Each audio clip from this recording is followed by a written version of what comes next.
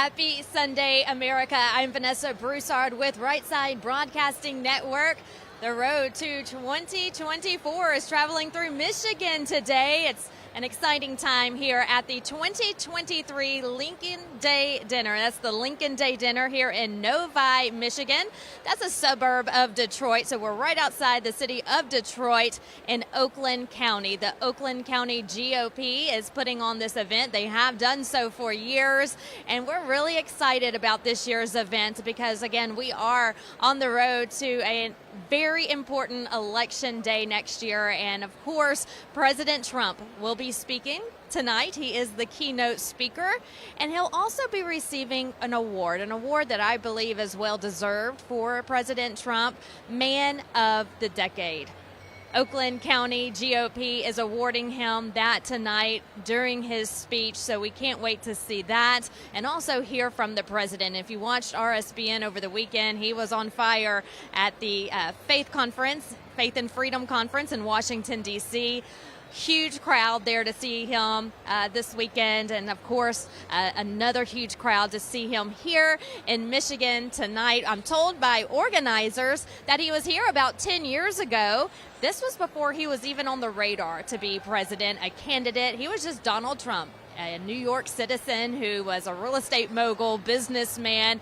No idea that he would ever announce his candidacy for president. And when he came about 10 years ago, it was a sold-out crowd, and he was awarded Man of the Year. Here we are 10 years later, and he is going to be speaking again tonight at the same event, but this time receiving a much higher honor, and that is Man of the Decade. So be sure that you stick around for that. You know what, it's so important to me when I hear that President Trump is receiving this award. One, that it's well deserved. What other man can you think of to receive Man of the Decade, right?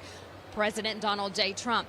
But I also want to give kudos to the Oakland County GOP for awarding President Trump this honor, because he has been nominated for certain awards, he's been passed up for certain awards, but he's never really been given an award that he deserves. I could list several that he's been passed up on for people who I believe aren't so well deserving, and so he is definitely well deserving of this award, and I know he's going to be pleased and honored to receive it. So stick around because it's not often that we see people who actually give kudos to the president for all the work that he's done, because they're Muppets on a string, and they're being pulled on from other sources and always go another route, it seems, and pass President Trump up. And so this time tonight, that's not happening. He is receiving a well-deserved award. I want you to take a look behind me to see how the stage is set for tonight. It's beautiful here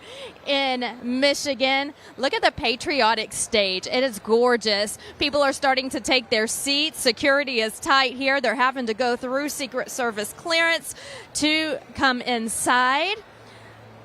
It is a cocktail dinner. Again, a sold-out crowd. Organizers told me that when Trump was here a decade ago, it was a sold-out crowd of about 2,100 people, and that was the last time that it was sold out. Sold out again this year. They actually had to add more room to add more seats because the demand for tickets was so high. Now they sold 2,500 tickets, seats, another sellout. So who can do it? President Trump. He's a very loved man. And I'll tell you, this is the first time I've been to Michigan, and I took a flight straight to my hotel and straight here today. It's been a long day already for me traveling. And the people that I've talked to asking if I've ever been to Detroit, if I've ever been to Michigan, I told them I was here for work. And then once we started talking, and then I would be honest with them and tell them that President Trump was going to be here tonight, they were all excited. Every one of them said, "Oh, I love Trump. I love President Trump. He's going to be here tonight. How can I get in? Can you help me get in?" So I love traveling the country and seeing the hype behind President Trump, because you never know when you go into cities like Detroit. Do you have to stay quiet because it's a Democrat-run city? Do you have to stay quiet? Do you have to stay mum? But when you talk to the actual people who live there, hey, they're Trump fans. So keep that in mind as we're heading into 2024, that no matter what you see on the mainstream media, people are telling a different story out on the streets when we're traveling. We want to thank a lot of our sponsors for being here today. We'll start with My Patriot Supply. Look, if you think you won't need emergency food, think again. The world continues to get more and more dangerous every day. All around you, things seem to be fraying and getting worse. You simply can't put your faith in the institutions we used to trust, so you need to rely on yourself. Unfortunately, that's the case these days. Just like you need a fire extinguisher, you need to have emergency food on hand at all times. And the best company to get it from is My Patriot Supply, the nation's largest preparedness company with millions of happy customers. Go to our special website, prep2023.com. That's prep2023.com, and get their top-selling 4-week emergency food kit. Enjoy tasty breakfasts, lunches, dinners, averaging over 2,000 calories per day. With our Rally broadcast special, you can save $80 on each 4-week food kit you purchase from My Patriot Supply. Be sure to get enough for each member of your family. The food is delicious. It ships for free right to your doorstep in discreet boxes. So that's cool too. So go to prep2023.com while it's on your mind. You'll regret it later if you pass on these savings. Again, that's prep2023.com. We just got a notification that people need to start taking their seats because the program will be starting around 5 o'clock Eastern. However, like we said, there are a lot of people trying to get in, and they're going through strict security to get in, so it may be a little later than what we've expected. I'm standing here now with Terry Nalamathu. She is with the Oakland County Republican Party. Terry, thank you so much for being here. What an amazing night. Yes, it is. We're so excited. We've been planning this for months. We are very honored that President Trump accepted our invitation to do our event tonight. We're packing the room with probably over 3,000 people if you count the staff, the press, and everybody else that had to help. I want to thank our volunteers. This needed a big crew to be done. We have some great people on our team, and if you've never been to an event in Oakland County, we like to do things big. Yes, I can see that. When I walked in, I was wowed by the backdrop and just the layout of this room. It's beautiful. It's welcoming. Everyone's going to have a great time. You said it took months of planning, and you were excited to know that President Trump accepted your invitation to come. Talk about that. When you heard he says, yes, I'm coming, everyone, after working hard for months, had to celebrate that he's going to be here. We did, and at first, either way, we were doing a Lincoln Day dinner. We weren't sure who it was going to be. That was our hope.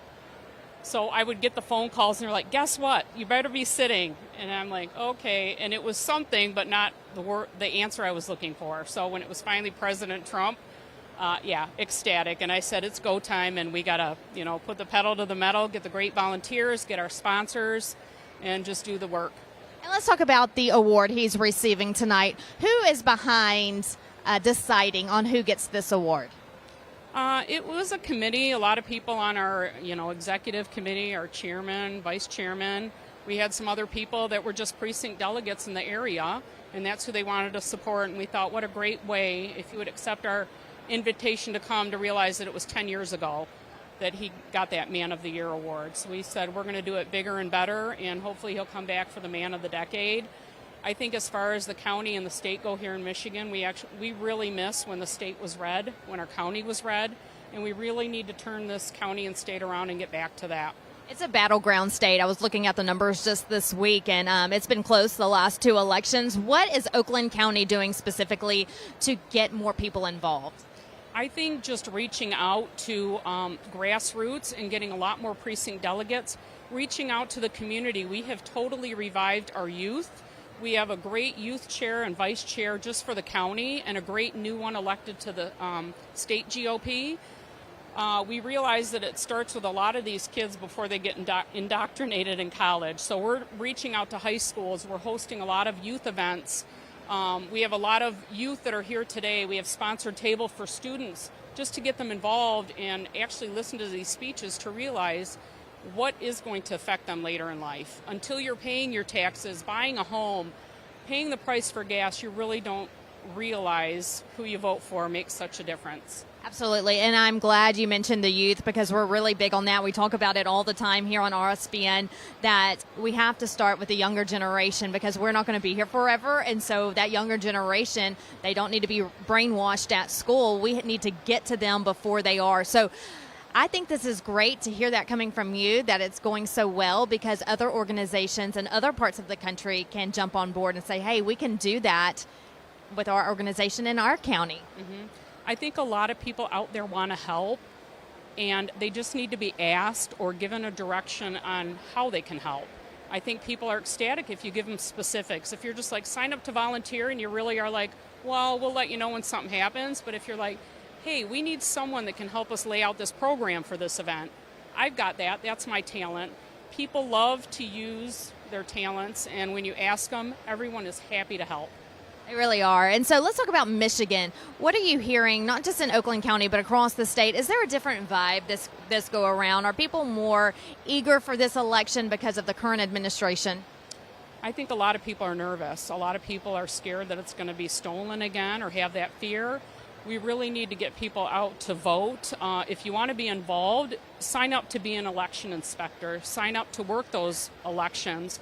And I try and tell people, like, we're focusing on our county like a little island because local politics affects your daily life more than the actual federal government. So we're trying to, keep our county going strong. We're trying to change our schools, going back to conservative values in our schools, celebrating families, celebrating God back in the homes, things like that. So thank you for being here. We're very excited that you're taking time to cover this event. Yes, well, we are excited to be here. And again, first time in Michigan. It's been more than welcoming and happy to meet all the different people. People are still coming in. Security, like I mentioned earlier, is tight. Other than President Trump, what is it about this dinner that makes it so special every year? It is our biggest fundraiser of the year. So this is where we raise the most money to help our local candidates, from school board to our state reps to county, city, township officials. We need to back our candidates when the time comes. And things like this, it's social for the people. They don't realize they are helping with their funds at the same time. But we have a great silent auction going today with a lot of donated items. So we're hoping we make some money off of that and just getting people in the door. We try and make it affordable for everybody. This is a bigger venue, and when you host a former president of the United States, costs go up. So it was a little more than we like to usually charge, but there was a lot of costs involved. We hope people realize that, and I don't think we're trying to, rip them off. But we packed the room. We sold out. We had to shut down our ticket sales Tuesday. I saw that online, and great job because even though the prices went up, that's what people love, President Trump, and they want to support him and then support the cause, the grassroots effort, the conservative values. And I think that, you know what, if it means not going out to eat a couple times this week and instead coming here and supporting the cause, then that's what people are going to do. For people to follow Oakland County GOP, how can they do so online? Our website is www.oaklandgop.org. Oakland is our county, GOP is our party, and we are an organization. Terry, thank you so much for everything you've done and for being here and for allowing RSBN to be here as well. We'll see you later tonight. Yes. Okay, thank you. We love you too. Thank you. Thank you. All right, well, you heard it from Terry. It takes a lot to put these, you're welcome. It takes a lot to put these organizations on. She said there's been months of planning going on behind the scenes, and they just happened to reach out to President Trump 10 years later after his first appearance 1 decade ago to see if he may be willing to come back. He said absolutely he would, and as you heard from her, she got really excited when she got the phone call that President Trump accepted their invitation. Sold out crowd here tonight. People are eager to see the president, what he has to say. This comes on the heels of his arraignment last week in Miami. If you've been following the news, there's new pushes in Congress to get his indictments expunged. And so we're really depending on Congress to go through with that. So do your jobs. All the Republicans in Congress, McCarthy, make sure that we get those indictments expunged. And also there's another push for President Biden to be indicted. So we have this Republican-controlled House, and so I think that when you have these initiatives and you have these efforts going forward to try to, you know what, you're attacking our president, but yet the current president is getting away with so much worse, you are in control of the House. So it is our turn to make sure that these efforts are passed and that Republicans do what they're supposed to do to hold those accountable. In office. The Biden family, the regime, it needs to come to an end, and we need to make sure President Trump is cleared of what he's been accused of. And we all know that he's innocent, and everything that they've tried to accuse him of, they have not had any evidence. And so now what's going on, as you know, I don't have to tell you sitting at home if you're watching us, you all know it's baloney is like what we like to call it in Texas. So, yes, we call on Congress to make sure if you are not backing this recent push to have President Trump's indictments expunged, you need to get on board, and then also get on board with the call to impeach President Biden. You know, it's been a long day for me. I left my house at 3 a.m. Central to make it here tonight to see all these wonderful people in Michigan. So I need some coffee, and the perfect brand for me, Blackout. If you're tired of the same old liberal flavored coffee brands, stop giving your money to woke companies that don't care about you. Go with a coffee option that aligns with your conservative values. And my friends, again, that's Blackout Coffee. It's not enough to simply taste great. You want to be proud to support the company, knowing they align with your conservative values. And that's why I'm telling you to give them a try. I'm proud to personally recommend Blackout Coffee. This is a coffee company that is 100% committed to conservative values, from sourcing the beans to the roasting process, customer support, or shipping. They've got an incredible work ethic and are dedicated to promoting conservative principles and accept no compromise on taste or quality. So do me a favor right now, check out blackoutcoffee.com/RSBN. And you can use the coupon code RSBN for 20% off your first order. So ditch those other guys.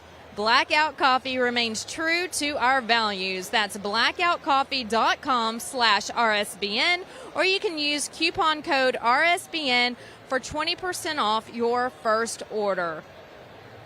Coffee sounds good right about now, but people are starting to come in, take their seats. Slowly but surely, as we've been mentioning, we may be running a few minutes behind because security is tight. We haven't mentioned it yet, but Ted Nugent will be playing the national anthem, the legendary guitarist. He's always a pleasure to watch and listen to. Ted Nugent will be playing the guitar for our national anthem. That should be coming up any moment now. We also have different congressmen and women from around the state who will be in attendance this evening. All will be speaking before President Trump takes the stage.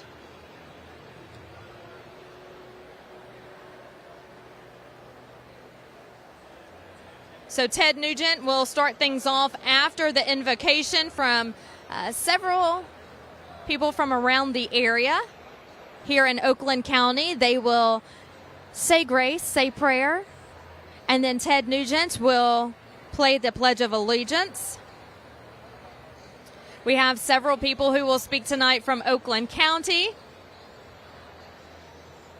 Also, I'm just getting word Rudy Giuliani will be here.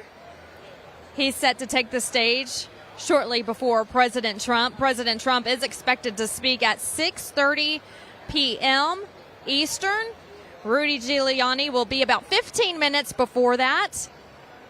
Can't wait to hear from him. We have Vance Patrick, who is the chairman. He'll be speaking after Rudy Giuliani. Then we also have Congresswoman Lisa McClain, who will be speaking. this evening. So we have a nice lineup of speakers. Again, Rudy Giuliani, Vance Patrick, Congresswoman Lisa McClain, and then, of course, who we're all waiting for and here to see, President Donald J. Trump. I want to talk to you a little bit about the border crisis and what's going on in places like Texas and Arizona.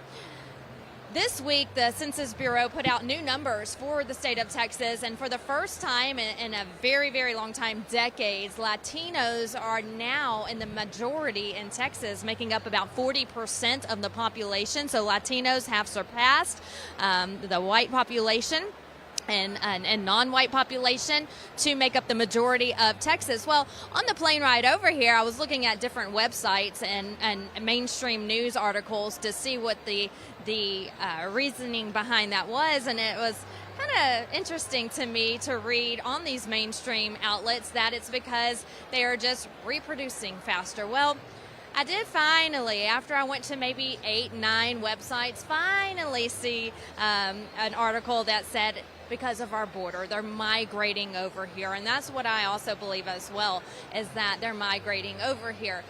And that's okay if they're migrating the legal way. We accept all legal immigrants to come to the United States. It's the illegal immigrants who we are clearly having a problem with at the border. The border is wide open. President Biden refuses to close our border. He refuses to finish the border wall, and so these migrants are coming over, not just from Mexico, from all over, from places we don't even know where they're coming from. We don't know who they are. Venezuela, you name it, they're coming. And so they're just coming at this rapid pace to where the states are doing what they can to send their National Guard there, their police officers there, to kind of come up with new tactics to get these people from crossing the border. But our federal government is lacking, so they're not getting the help from our federal government. That's the Biden administration. The states are doing what they can, including in Texas. I read almost weekly new initiatives that they're taking to try to combat the population of these migrants coming over, tens of thousands a day, into our communities, into our school systems, into our neighborhoods. So parents in Texas are worried. Homeowners in Texas are worried. We hear from landowners all the time along the border, the Rio Grande, who say, they have to call the cops all the time because there's just people walking across and hanging out and trying to make a makeshift home on their property. And so these illegal immigrants are coming over at a rapid pace, and I don't want the mainstream media, I don't want you to get so focused on the mainstream media and what they may covering to ignore. They're covering up what our real problems are, and that's one of the real problems. That should be covered every single day, and it's not. And so, again, I think that the Republicans need to push better on the fact that we support immigration legally. It's the illegal immigration, and we just need to really get the federal government behind closing our border, because what's a country without a border? And so, if states are changing in their demographics, that's wonderful, as long as it's the legal way. So that's one of the new news items and headlines that I read up on this week. Also, another thing is the 1-year anniversary of Roe v. Wade. So that was overturned about a year ago this week and sent to the states. And, I'll have to tell you that I smile when I see news articles flash across my phone and alerts come across my phone that say that abortion rates are almost to 0% in a lot of states now. Because what does that mean? That means that babies are living, and that makes me happy. They are not murdering these innocent babies, and lives are being saved. So Roe v. Wade overturned a year ago this week and sent it to the states, and so many states are seeing a huge decrease in abortions, and so therefore lives are being saved. God bless the babies. We're pro-life, and we're excited to see that when we see those news flashes come across our screen. I want to let you know I am on Truth Social at Vanessa Broussard. If you have any questions for me, join the conversation. I would love to talk to you, love to answer any questions you may have. Go to Vanessa Broussard on Truth Social, and we will have a conversation here throughout our broadcast.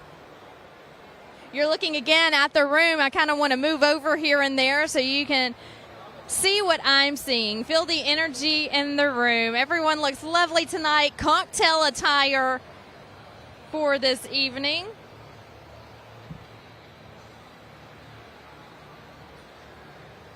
And of course, we want to thank our sponsors for allowing us to be here. Let's talk about Birch Gold. Do you trust our government with your financial future? Does the thought of losing your hard-earned retirement money to DC's reckless and politically motivated policies scare you? Well, you're not alone. Smart Americans are taking action while they still can. They're doing so by protecting their retirement savings with gold with Birch Gold Group. When things are a mess, like they are right now, precious metals can be the difference maker for your savings. Birch Gold makes it easy to convert an IRA or 401k into a tax-sheltered account in precious metals. So here's all you need to do. Text Trump to 989898 to get a free information kit on gold. Best of all, there are no taxes or penalties to make this move. Text Trump to 989898 to claim your free info kit on gold today. With an A+ rating with the Better Business Bureau, thousands of happy customers, and countless 5-star reviews, Birch Gold is who you can trust to protect your future. Again, text Trump to 989898 today. And also, when you contact Birch Gold right now, you'll be eligible for up to $10,000 in free precious metals on qualified purchases.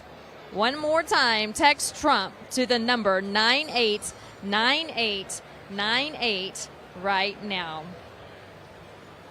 Birch Gold, thank you so much for being a sponsor. Again, we were supposed to kick off about 15 minutes ago, but people are held up in a security sweep and slowly making their way in.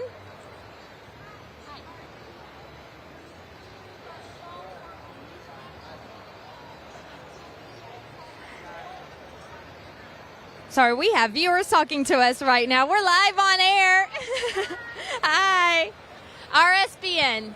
Yes, you're welcome. That's right. She says this is where all the happening women are, not the purple hair wackadoodles. Those were her exact words. So as you can see, people are eager. They're happy to be here. They're excited. As Terry just mentioned earlier, if you were watching when we talked to one of the organizers of this event, she says people are excited for next year's election, but they're also very nervous. We cannot take another 4 years of the Biden administration. Look what has happened in the time he's been in control now. Can you imagine another 4 more years? So what can you do? First of all, we pray, and we pray. And we pray with our families, and we pray with our kids, and we pray with our friends, and we pray with our neighbors. We go to church and pray. We pray at home. We pray at school. We pray. That's first and foremost. Then what do? You contact a local organization in your community and say, I want to get involved. I've had enough of just sitting at home and not being able to afford my groceries, not being able to afford my gas, not being able to afford my rent or my mortgage. My 401k is crashing, open borders like we just mentioned, on the brink of another world war.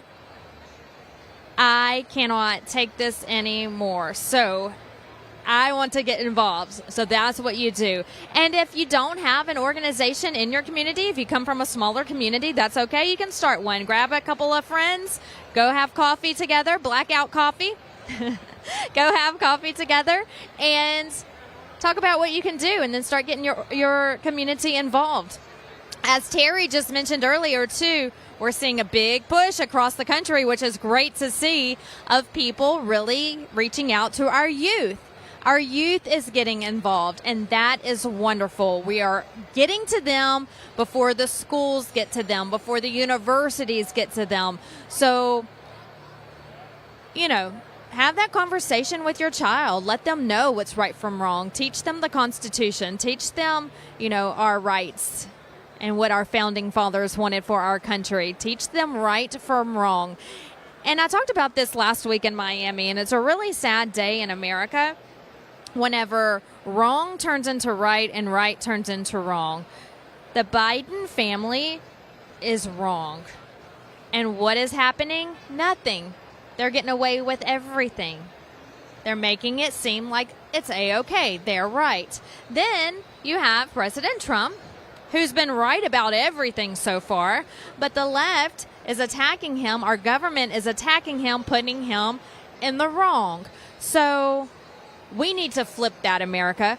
Congress, if you're watching right now, our GOP House members, get on board. That's what you were voted in for. You were voted in for the people, by the people, to get to work, to protect this country and protect our president and quit playing politics and make sure that we get back on the right track. Slap the hands of those who are doing wrong and praise the ones who are doing good. And that's what we have to do, is make sure that we get back on track. See a lot of people starting to get to their seats as we start to get busy here. It's getting a little crowded here. Sold out crowd at the 2023 Lincoln Day Dinner in Novi, Michigan. It's a smaller town, the suburbs of Detroit and Oakland County. This is an Oakland County Republican Party event. They have it every year. President Trump spoke here a decade ago. He was honored with the award of Man of the Year, and this year he is being presented with Man of the Decade. Can you think of anyone else more deserving than President Trump for this award? Absolutely not. This is the man that deserves it, and I hope more counties and states and organizations get involved with awarding him. That's kind of what he needs right now. He needs to know we're there for him. He needs to know we love him. He needs to know America's behind him and is supporting him. So when we can award him for his accomplishments, then that's what we need to do. 5:18 here in Michigan as we await the start of the Lincoln Day Dinner.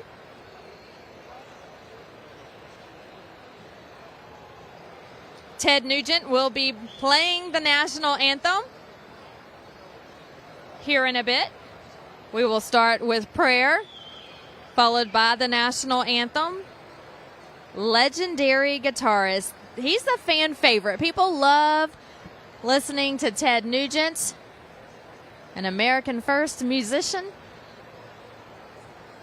And then we have Rudy Giuliani, who will be speaking here in a bit, followed by some organizers of the event, a local congresswoman, and then ending the night with President Donald J. Trump. Heading on over to Truth Social now. If you're there, follow me, Vanessa Broussard. Join the conversation. Would love to chat with you. Looking at Truth Social right now at some of your comments.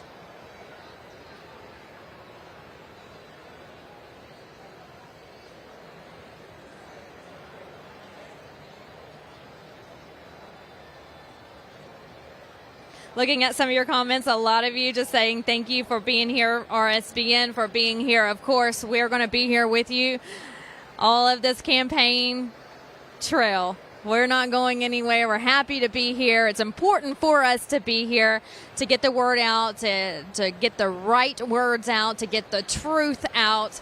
And so that's what we're going to do. And we may lose sleep and we may get tired and we may feel like we've been on a plane 6 out of 7 days out of the week, but that's okay.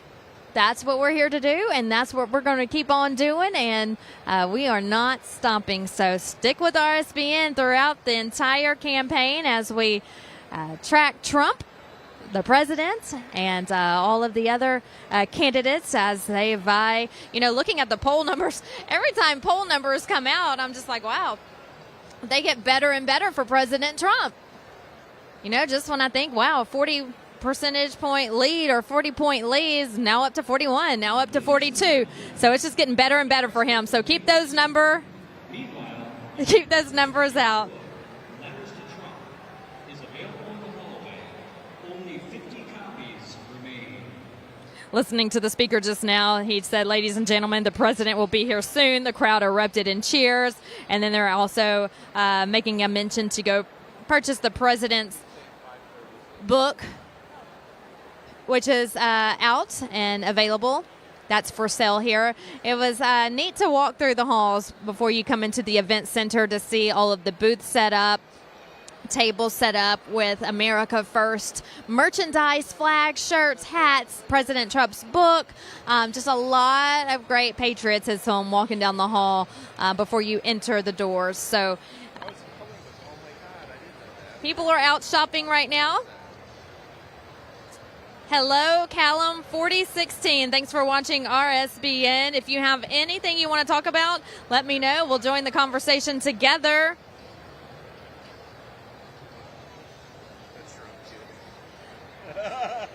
Someone's asking what time will the coverage begin for Trump. He is expected to speak at 6:30 Eastern. And we are running a little bit behind, so that time may vary a little bit. Hey, have you heard about Trump trading cards? I think this is so cool. The official Trump NFTs sold out within 24 hours, but many people wanted a physical version, not just a digital image. So if you are one of the many people that hope to have a physical version, well, you are going to love these physical Trump trading cards. Think of these like baseball cards, but of President Trump. Each of them are tightly sealed and preserved in a case and include a certificate of authenticity. Only 2,500 will ever be made. That's it. Just 2,500 of these will ever be made. And if you act now, you can claim all 6 of these unique pieces of art before they sell out. Text the keyword cards to 70301 to claim yours now. Again, text the keyword cards to 70301 to claim your Trump trading cards now. I think this is an early Christmas present for the Trump lover in your family. What a great gift, right? So go ahead and order those now. They're asking people again to take their seats as the program starts to begin. Stick around for Ted Nugent. Excited to hear him.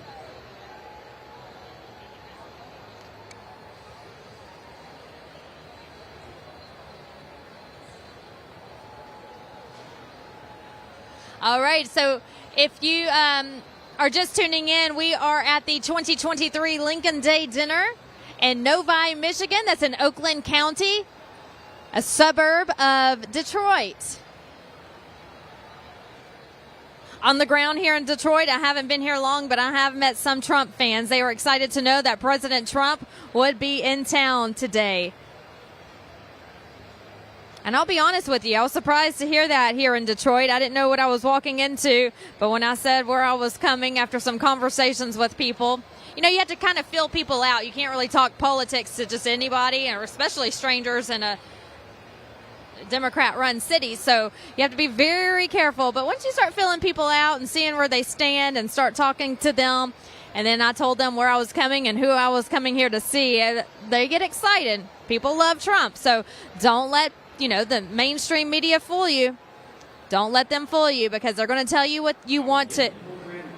They're going to tell you what they want you to hear, but it's not necessarily the truth. The people on the ground tell the truth. And from what I hear from big cities all across the country, hey, they love Trump too. So it's not just the suburbs. It's not just the country towns, the small small communities. It's the big cities too. We just don't see that on the news. But you'll get it right here on RSBN. We'll tell you the truth, and that's what people are saying. They love Trump. All right, it is a cocktail attire here tonight in Novi, Michigan. We talked to one of the organizers, Terry, earlier. It's been months of planning. President Trump, he accepted the invitation to come here. She said Michigan has a lot of work to do. They've come a long way, but this is a battleground toss-up state. It could go either way. It has in the past.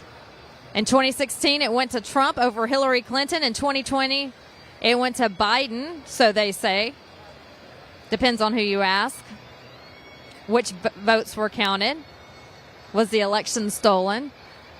But they say it went to Biden in 2020, but 2024, we got to get it right back on track, and Michigan's got to side with Trump this go-around. 16 electoral votes are up for grabs when it comes to Michigan. So Michigan offering 16, that's a big number. So it's a very important state to claim in the presidential election.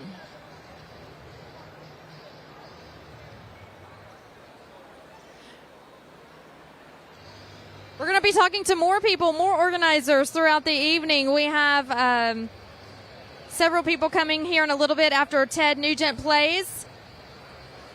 The importance of Michigan getting out to vote, as I just talked about. 16 electoral votes are up for grabs in 2024.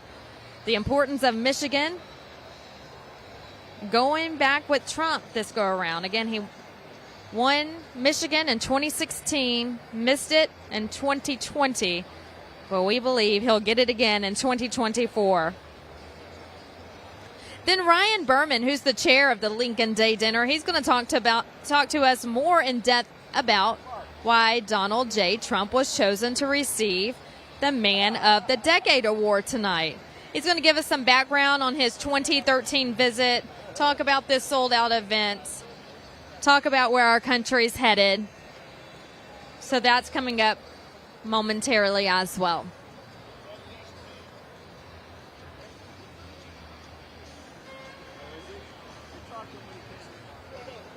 We do want to take a moment to remember the lives of those who were lost on the Titan submersible last week. I know all eyes were on that news story. It's a very sad situation. You just had some explorers who wanted to see a piece of history. And some people are more daring than others. And regardless, 5 lives were lost, and we want to remember those 5 lives this evening. But at the same time, we can't forget about what's going on in our country as well. So while the media was really wanting you to focus on this submersible that was going down to the Titanic and these missing passengers and the missing crew member, yes, that's sad, and yes, it's just very tragic, and the families who are having to deal with this.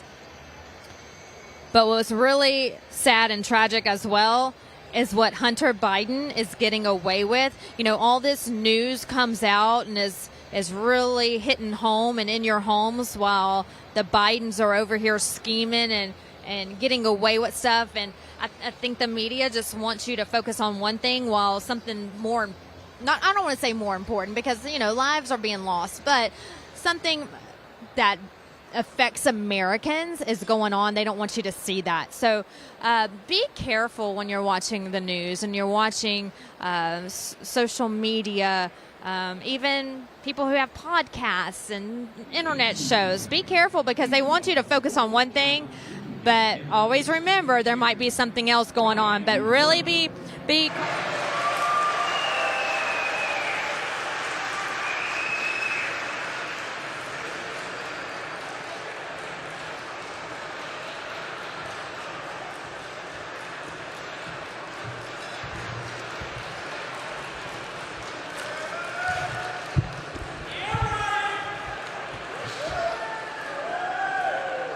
Welcome to the 131st Oakland County Republican Party Lincoln Day Dinner.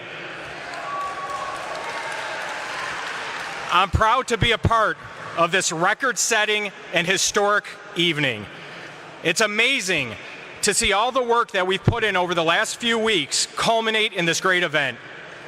I wish I could take all the credit. However, it was because of the tireless efforts of our leadership team and many, many volunteers that this room went from being empty just a day ago to looking this good and professional. Yeah. I would like to especially thank our OCRP Chair, Vance Patrick, Vice Chair, Terry Nalamathu, Political Advisor, Brian Schmecke, and our Executive Director, Amber Harris, and all of the other volunteers that worked so hard on this event.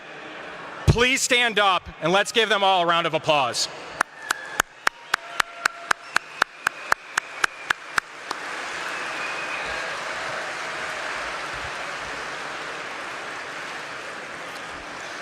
I would also like to recognize Hema Colingreddy, the Berman Leadership Fund, and the Mike Cox Law Firm for sponsoring some student tables here tonight, as it's really important to engage our youth and get them involved to become our future party leaders, as they will be the ones to carry on our conservative principles. We have many elected officials and law enforcement personnel in this room. Thank you for your service. And I'm glad you're all here tonight to support your local Republican Party. As it said, all politics is local. So it's important to be involved to ensure we have a strong foundation to win back our county and state from the out-of-touch liberal Democrats. With that said, the Lincoln Dinner is our biggest annual fundraiser for the Oakland County Republican Party, and we have definitely set new records here tonight. I don't know the final numbers on attendance yet. I've been being asked by the media, but we'll probably have to add at least a couple hundred or so from all the people Mark Zarkin let in the back doors. All jokes aside, Mark, if it wasn't for you, President Trump wouldn't be here with us tonight, and we wouldn't require such a large venue with this record-setting crowd. President Trump gave a great message when he spoke to us here 10 years ago. And since then, he's taken the political world by storm. I look forward to hearing from him again tonight. On behalf of the Oakland County Republican Party, the Lincoln Day Dinner Committee, thank you all for supporting us and coming here tonight. Please enjoy your evening.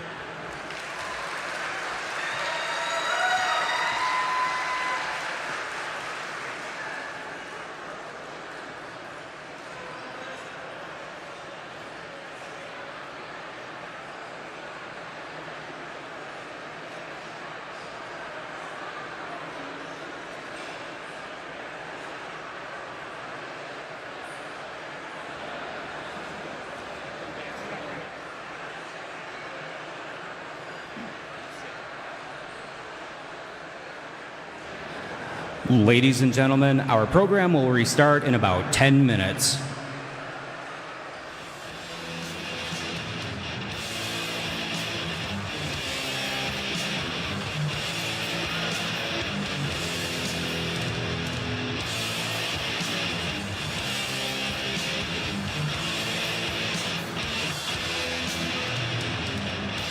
So we have just started the program here, the 2023 Lincoln Day Dinner in Novi, Michigan. People are starting to take their seats.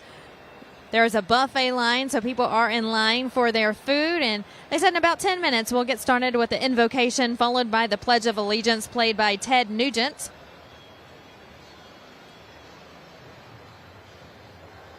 Talking about the Bidens, as we were mentioning before the program began, we really need to pay attention to what's going on with them, the corruption. I really believe that this is all going to come to light. This is the beginning of the end of the Bidens. I firmly believe that, because for so long they have, gotten away with so much corruption and lies and you name it. And I think it took what happened to Trump, them accusing Trump of what they're actually doing, for people to really realize, wait a minute. You know, it's kind of like when they say, when someone accuses you of something that you're doing is wrong, it's usually the accuser who's doing the wrong. Well, that's really what's going on here. The people who are accusing Trump are really the corrupt ones. Whether that's the DOJ, whether that's the FBI, whether that's the Bidens, whether that's the Clintons, whether that's the Obamas, the ones who are pointing the fingers are usually the ones in the wrong. And I think it took this, unfortunately, for Trump, for people to realize and for this all really start to come to light, because if it wasn't for them accusing Trump of the Russia, the boxes hoax at the Mar-a-Lago estate, all of these accusations against him, but nothing was ever going on with the Clintons or the Bidens. Where are her emails? Why did nothing ever happen with that? Why is nothing happening to Hunter and his tax fraud? So when you look at President Trump being accused of something he didn't do that created this firestorm from America, from you sitting at home saying, oh, no, you're not going to attack our president, and come up with continuous lies against this man who did so much good for our country in 4 years. So good that the left cannot stand him. They can't stand how good of a job he did. So they are just trying to bring him down. So it took you, the Americans, these Republicans in Congress, these MAGA Republicans in Congress, to say, oh, no, we're coming after you, Biden. If you're going to attack our man, we're coming after you. And so that means his son as well. So it really, unfortunately for Trump, again, had to take this to happen for this firestorm to erupt, to bring down the Biden family. And again, I believe, in my opinion, that this is the beginning of the end of the Biden regime. Now, there's word on, social media and from different Republicans that Biden may not be the nominee in 2024. I can see both sides. I think that he's a Muppet, and he is, as you all well know, walking around being told what to do and what to say, because he clearly doesn't know where he is or what he's doing or what he's saying from day to day. So someone's controlling him.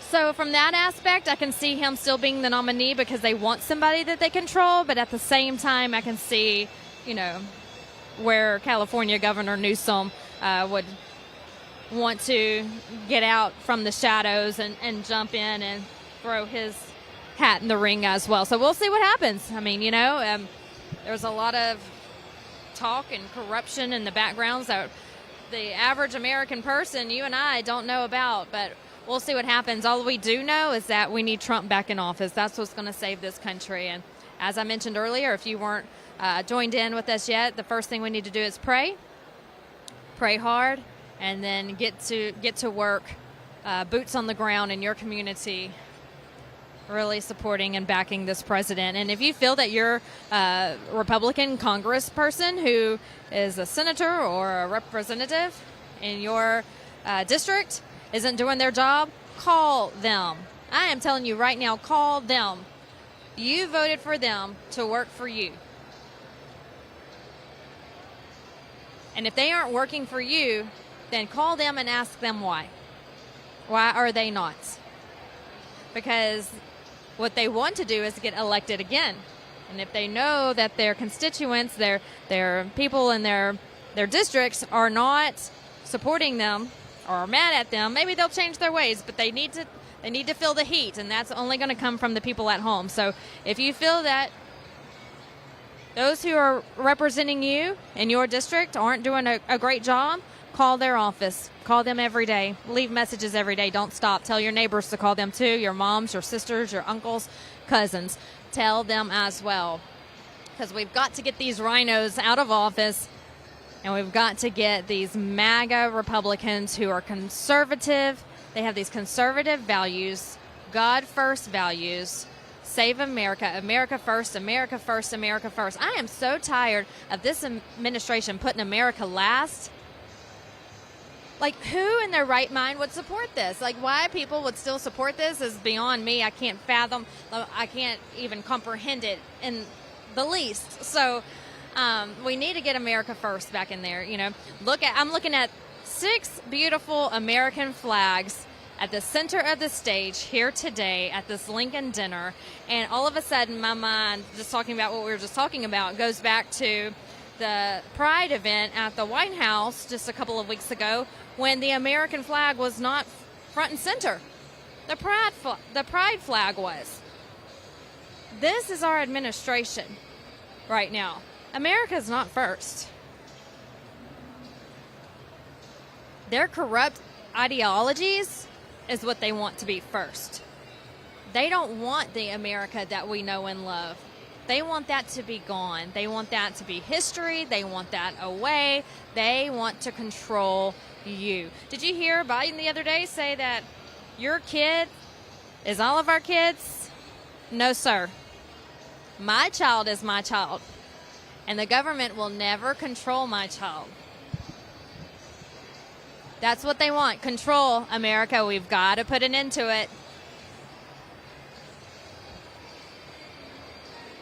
And if we don't, we won't know our country anymore. The America that we know and love, that our grandparents grew up in, our parents grew up in, how they raised us, is all going to be our past history. You know, I do talk to these migrants who come over from other countries as I go from rally to rally and event to event, and they're scared. They came to America for the American dream. They came to America for freedom. And there is not one that I have spoken to who says, oh, everything's great. No, they're scared. They say, what is happening right now today in America is exactly what we ran from, is exactly what we fled from. That's why we came here. Where are we going to go next? Well, I don't have an answer for them. Where are we going to go? If we become extremists, if we become communists, we're already getting there.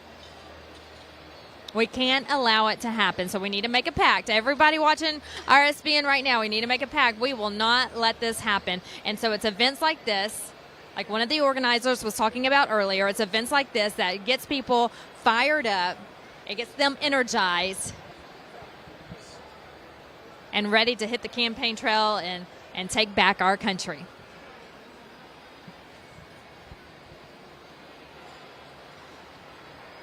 All right, we're just moments away from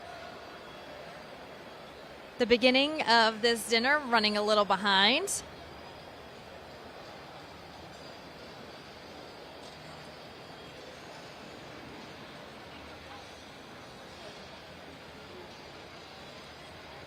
All right, so I'm looking at Truth Social right now. Again, if you're just joining us, follow me there. Join the conversation. I would love to talk to you. I love talking to the viewers, so you don't just have to hear me the whole time we're live. We can talk to each other. This one's coming from, I don't know how to pronounce this, but it's Beauceant.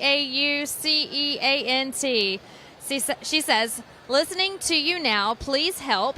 Democrats are destroying my old hometown, city of Lakes Madison, Wisconsin. In 2 years, Dems turned downtown into an unrecognizable city. Grown men without cars, jobs, but have cigarettes and phones. They harass people, especially ladies. How can they use my tax dollars as welfare magnets for these losers? She says. Democrats pick the most beautiful waterfront cities to destroy. Please do something, President Trump. Save Madison, Wisconsin from Tony Evers and his band of misfit toys. You know, you're absolutely right. Crime is everywhere, unfortunately, even in the smaller towns. But it's really these Democrat cities where we see the harshest crimes. And it's really sad when we see these conservative communities, these small, tight-knit communities being destroyed by people with their liberal ways and people who just don't really have any morals, I guess you could say. You know, they don't see the difference between right and wrong. Crime is okay. They feel like they're just going to get a slap on the hand and get away with it and do it right back, over again tomorrow, and that's not okay. I will tell you, a really sad story. I haven't stopped thinking about this today. I was on my way from the airport to my hotel, and I was talking to the Uber driver who is from Detroit, and we were just talking, I was telling him first time in Michigan, where are some great places to go if I had any time, and out of the blue, he says, I lost one of my friends 2 weeks ago. And I said, oh, really? What happened? He says he was an Uber driver, and he said, and he picked up someone, and the criminal shot him in the back of the head.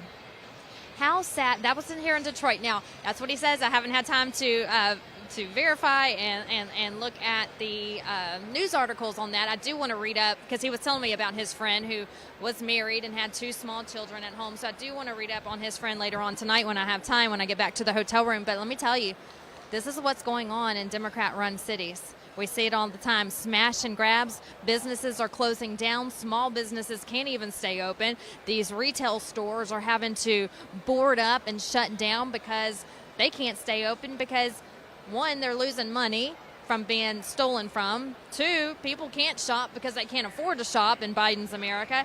And 3, people are just stealing. People are they're coming in, stealing, and leaving. So it's just really sad. You watch all these videos everywhere, and they just come in by the droves, dozens of them, smashing windows. The clerks are scared for their lives. They're having to protect themselves.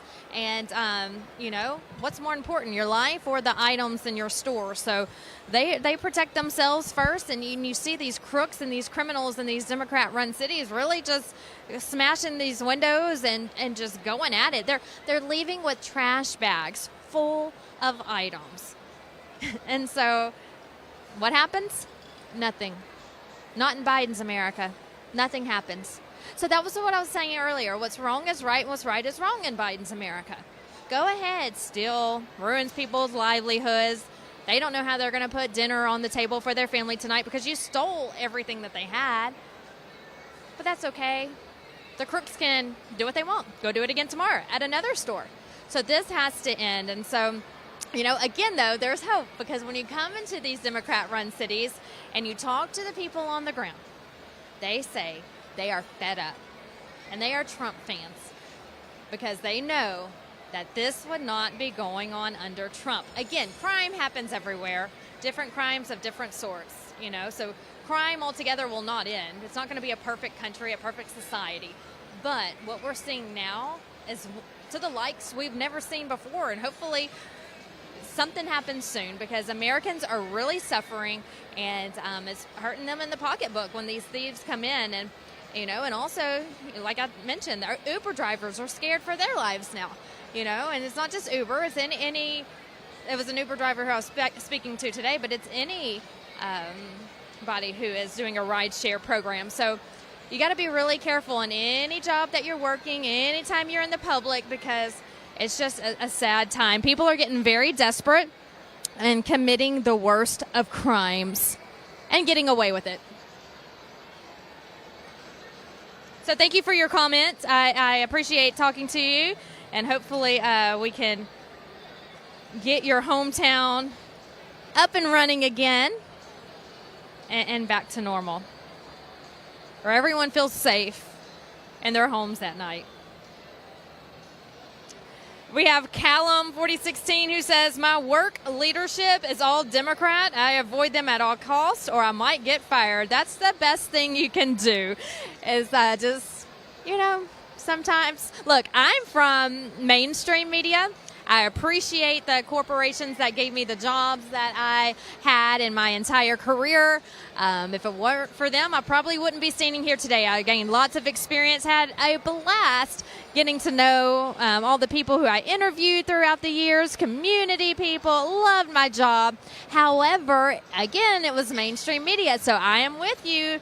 Let's see, Callum 4016, every day I had to go into work. And yeah, no, Brian.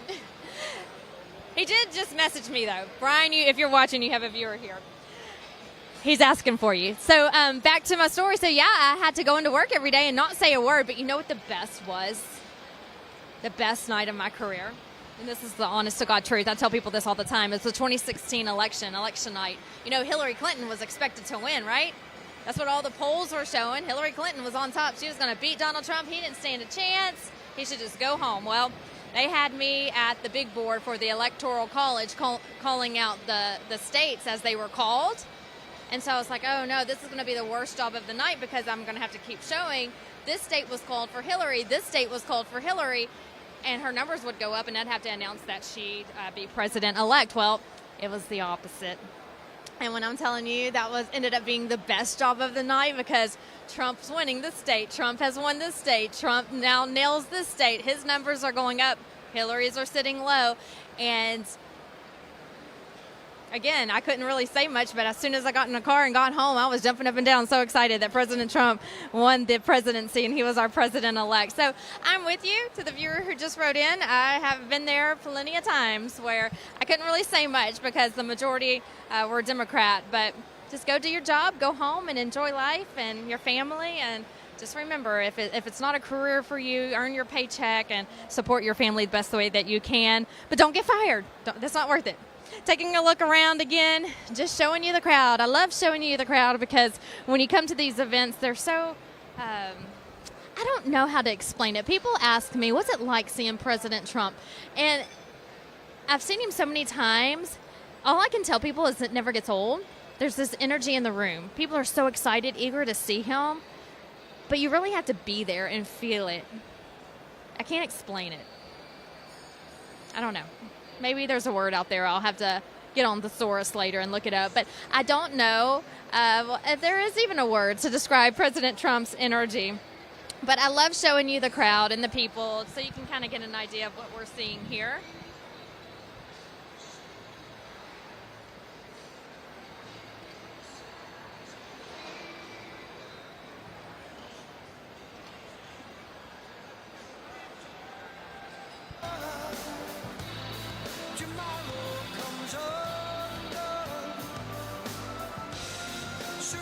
Talking about President Trump now, he wants to restore free speech. If we don't have free speech, then we don't have a free country. He says it's just as simple as that, and it really is. If this most fundamental right is allowed to perish, then the rest of our rights and liberties will topple just like dominoes one by one. They'll all go down. This is from his agenda. 47.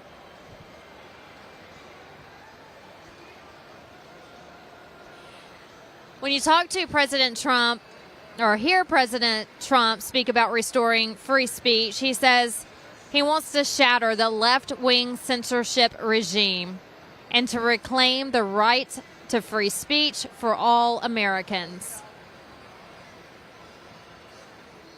He also wants to have a total ban on taxpayer dollars used to free illegal aliens and criminal penalties for administrative noncompliance.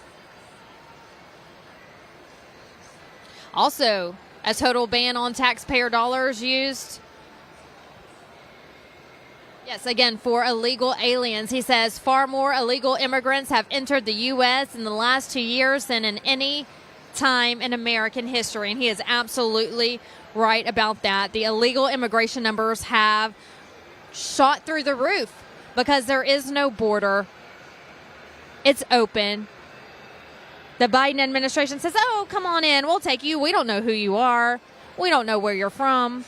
We don't know your name. We don't know these people who you're holding hands with when you're coming across the border. But, hey, come on in. Come into our neighborhoods.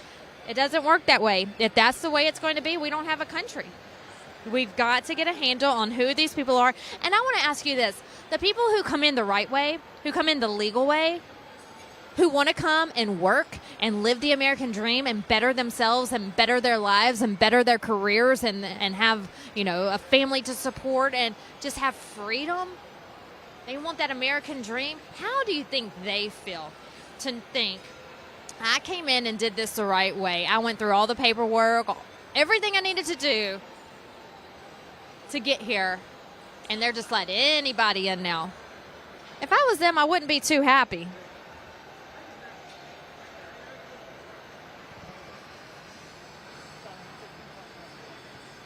He also talks about making war on the cartels. Hey, the cartels are here. They're on our land. They're in our neighborhoods. And you know what? Sadly, they are probably, I don't want to say in our schools, like literally, physically in our schools, but they're in contact with children. Fentanyl is coming across the border in record droves. Every time I turn around, they have fentanyl and another substance that looks like candy. Our children don't know what they're eating. And the next thing you know, they're dead. And we're burying them. Drug cartels. Illegals. Ladies and gentlemen, We've got to put an end to it. legendary guitarist Here's Ted Nugent. Nugent performing the Star Spangled Banner.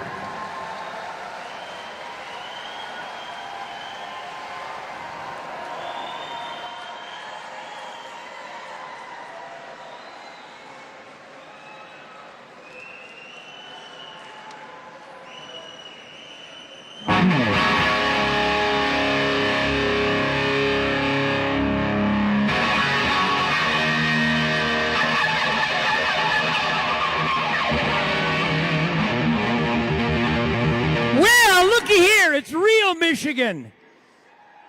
I love real Michigan. God bless you all. My name is Ted Nugent, and I'm a radical. Hi, my name is Ted Nugent. I'm from Detroit. I'm an extremist. You know how extreme I am? I dare to experiment in self-government. Let me guess. Do you know how honored and humbled, inspired, motivated, stimulated I am to be here with real Michigan? I love real Michigan. I love real America. See that flag right there? That's my pride flag right there. That's what that is. I'm so radical, I believe in God, family, country, Constitution, Bill of Rights, 10 Commandments, Golden Rule, Declaration of Independence, that Michigan work ethic that once provided the greatest quality of life in the history of mankind. I love you people.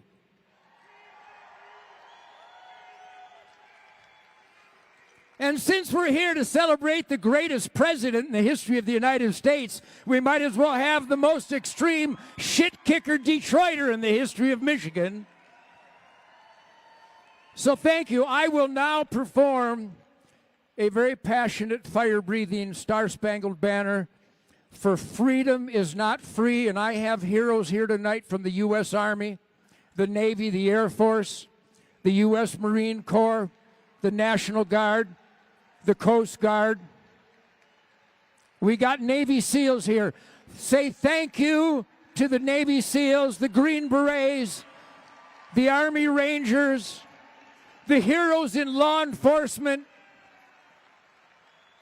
And you know who the heroes in the military and law enforcement are? They're the ones that will defy an immoral command.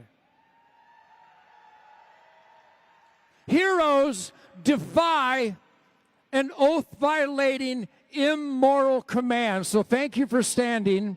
And now my guitar does not gently weep.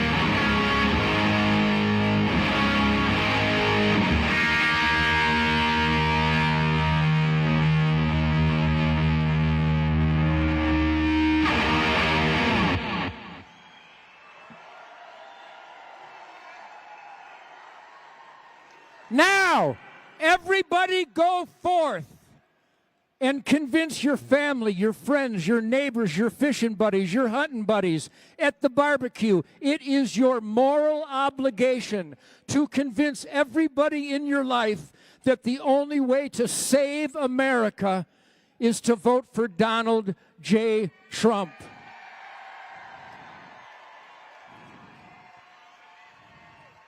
Donald J. Trump is the warrior. He's the man in the arena. And if we cannot convince enough Americans to overwhelmingly support this great man, then we deserve what we get.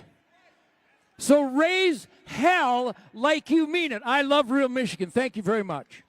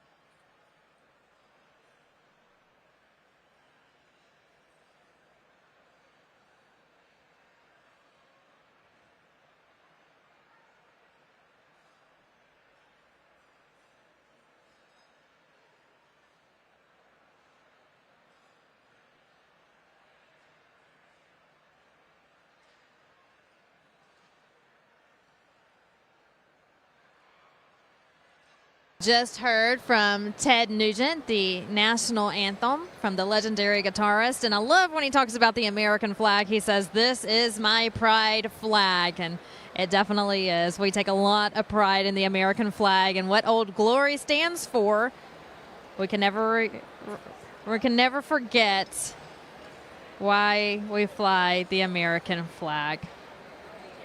Let's talk about President Trump's plans for restoring law and order. You know, in these Democrat-run cities, they want to defund the police. They want to wipe out the police department. Please welcome Oakland County's own Ken Rinke. And we'll talk more about that. Now we have another break in the program.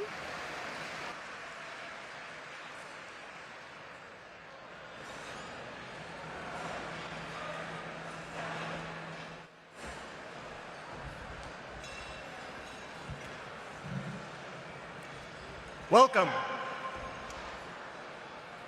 Tonight, we are at ground zero in Michigan for Republicans and Republican candidates. I want to thank everyone in attendance tonight. Your commitment to freedom, your willingness to back leaders that support our country and our Constitution is compelling. Most Americans are not aware that in our world history, the average republic lasted roughly 18 years. America is an exception. We've made it through 247 years thus far. During those years, our country has been faced with tremendous challenges: wars, depression, drought, slavery, pandemics, and establishing women's rights. In every instance, it's been Republican leaders that have guided our country to solutions that have protected the Republic and its people. You see, Republicans won't back down. As we approach the 2024 election cycle, Republicans in Michigan and America need to decide: should we unite and win, or stay divided and suffer the consequences of 4 more years of far-left agendas that favor world order in woke social environments? I believe the 2024 elections are an opportunity for Republicans to put aside intra-party fighting. We need to consider what it takes to win truthfully versus putting forward candidates that don't have the ability to win or the skill set that delivers for our state and country. Republicans are tough. We are fighters, but so is the left. The real question we need to ask ourselves is, can our party adapt to today's issues? Can our common sense approach attract new friends and faces? Ronald Reagan envisioned our party as a Big Ten. He believed that we should not exclude people because of minor differences. Rather, as he famously stated, the person who agrees with you 80% is an ally, not a 20% traitor. There's another great American who's going to be in the House who expressed it another way in his book, The Art of the Deal. He said both sides need to win to get something from a deal. These 2 examples speak for themselves. They represent winning for you, our party, and our people. When I ran for governor, I thought we needed a business person to manage the business of Michigan. Instead, a divided party allowed the left to re-elect someone who only knows politics. All of us in this room tonight are paying for it now, and our kids will continue to pay for it into the future. In Michigan, I don't believe we should have a declining population. We should not have a failing public school system that continues to move further from literacy and closer to social indoctrination. Michigan should not accept having one of the lowest college retention rates in the country. Even as the press spins it, in a different narrative, these realities expand and Michigan suffers. I believe we need to win 2024 or face a very real possibility that our current governor's failures will be rewarded with a promotion to Washington. Look at how another liberal ex-Michigan governor is impacting our state and country today. Can Michigan or America survive another lost decade? Can we accept bad decisions and poor leadership at the highest levels? Do you want to find out? I don't. As I said earlier, Republican citizens and leaders have saved our state in the past, and frankly, we need Republicans to rise to the occasion again.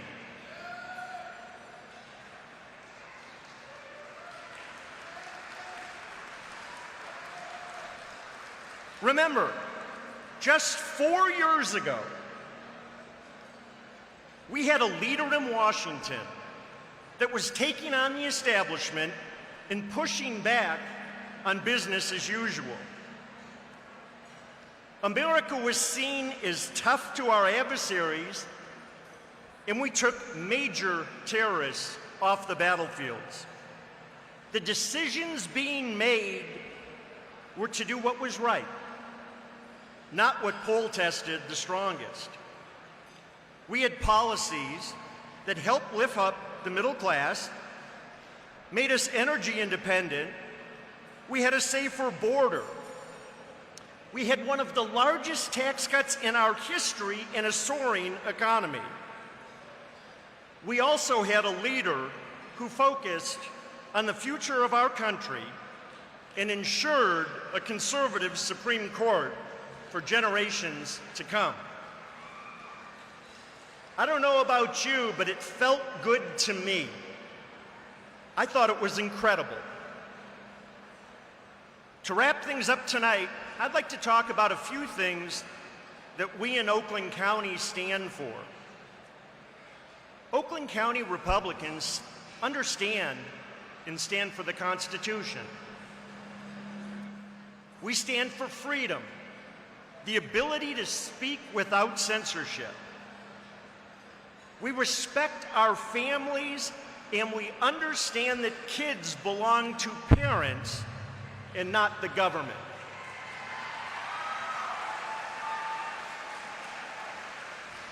In Oakland County, we recognize that private business and private enterprise are key drivers for our country and our economy. Our party supports minorities and working families. We are not their enemy. There's a shared belief among many of us here tonight that our state and federal government has become too bureaucratic, that our government leaders need to prioritize serving our citizens rather than their own interests. We take inspiration from our past success in Oakland County, knowing that our goal of winning is within our reach. The determination and passion in the room tonight's electrifying.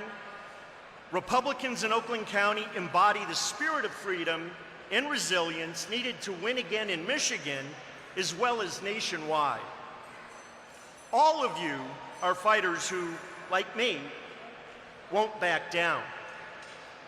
I'm looking forward to seeing you in the coming months on the front lines as we work to make Michigan and America great again. God bless you. God bless Oakland County, and God bless America.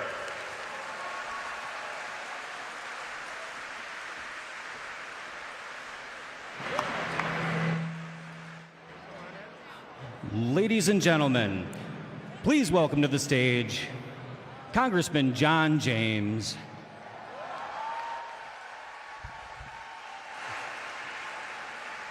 Here he is, John James, folks.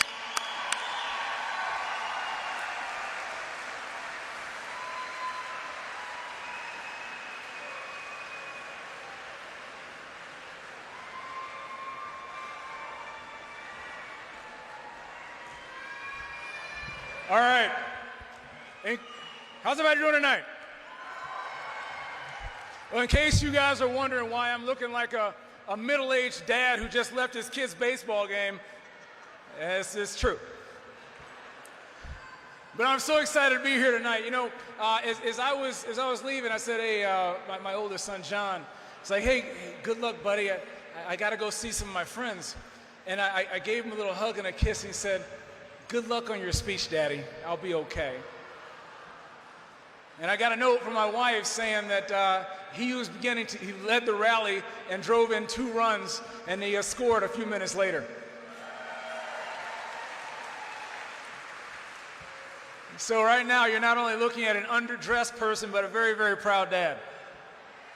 And I'm so proud to be here with you today. And I'm so proud to be the congressman from Michigan's 10th Congressional District. I'm so proud to say thank you for putting me there. We fought hard in 2018 and fell just short, but you didn't give up. We came back in 2020 and we fought hard and we fell short, but we didn't give up. But by the grace of God and with your help and your donations and your walking in the winter and walking in the summertime, we prevailed in Michigan's 10th Congressional District, and we're going to take our country back one step at a time.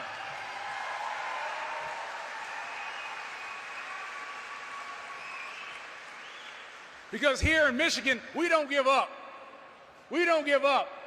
The Republican Party was founded in Michigan. People seem to forget that. And they forget that because we don't tell them. We are leaving vacuums in the cities and the campuses all over the country, and we're expecting a return where we haven't made an investment. Well, we must be bold, we must proclaim, and we must be fearless to take our country back.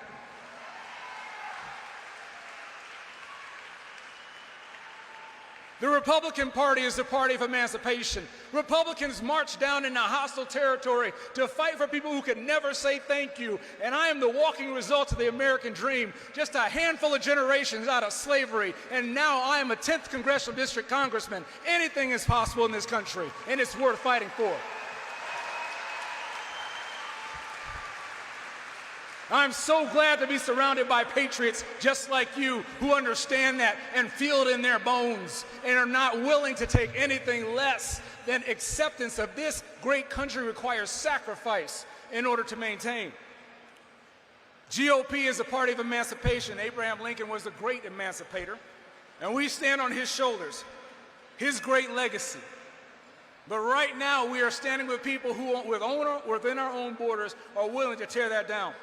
Far-left extremists, led by the White House, who truly, it seems, want to hurt this country. I don't believe that many people on the left truly believe that our founding documents mean what they say, but we're going to remind them. This Republican majority, this slim Republican majority, is the backstop for freedom. It's the last line of defense, and we have to do everything that we can to protect this country. Me and my colleagues are fighting for a few important issues, namely the Americans' Confidence in Elections Act.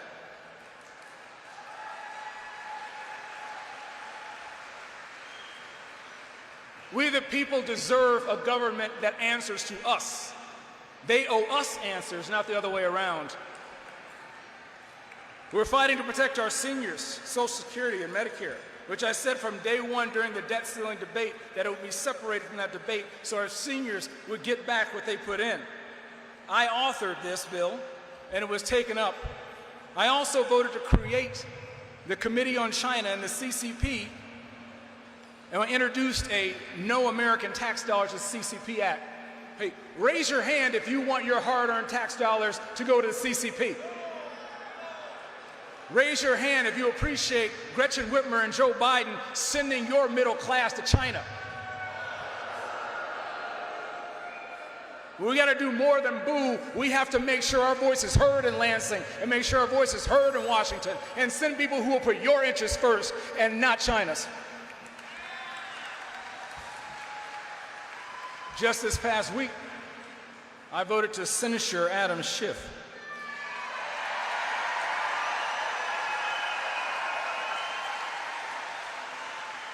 possibly the greatest example of why nobody trusts Congress.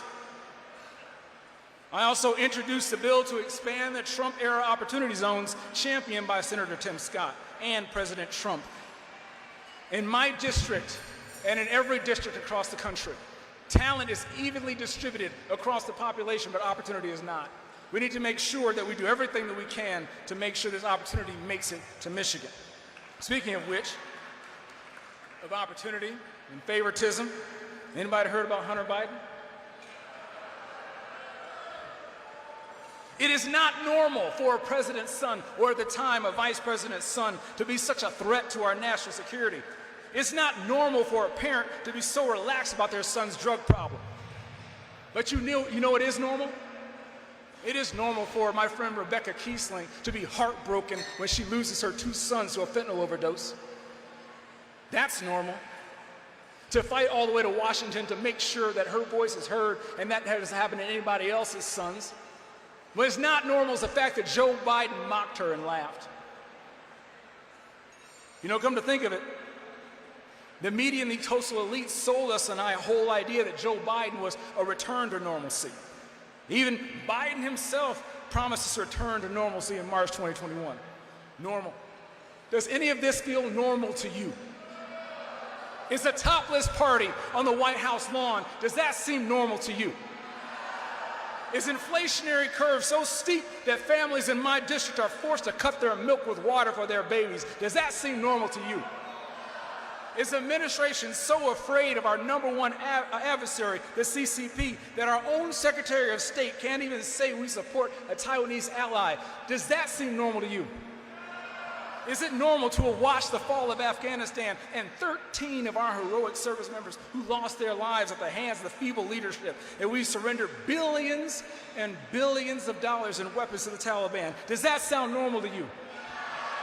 Yeah, none of this is normal. But normal has become failing you under this Biden administration, and that stops in 2024, because in 2024, we fire Joe Biden.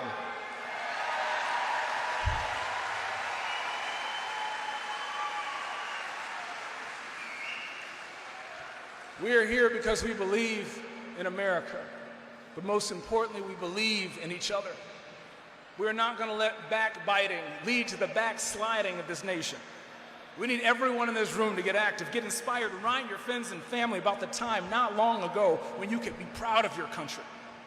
You know, Joe Biden loves taking vacations so much. Let's send him on a permanent vacation back down to his basement next November. Thank you all for welcoming me here tonight. Thank you all for welcoming President Donald J. Trump. Let's win in 2024 and reignite America. Thank you. God bless Michigan.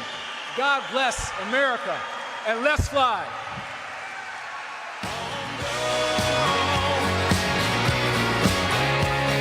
Ladies and gentlemen, please welcome to the stage Chairman R. Vance Patrick.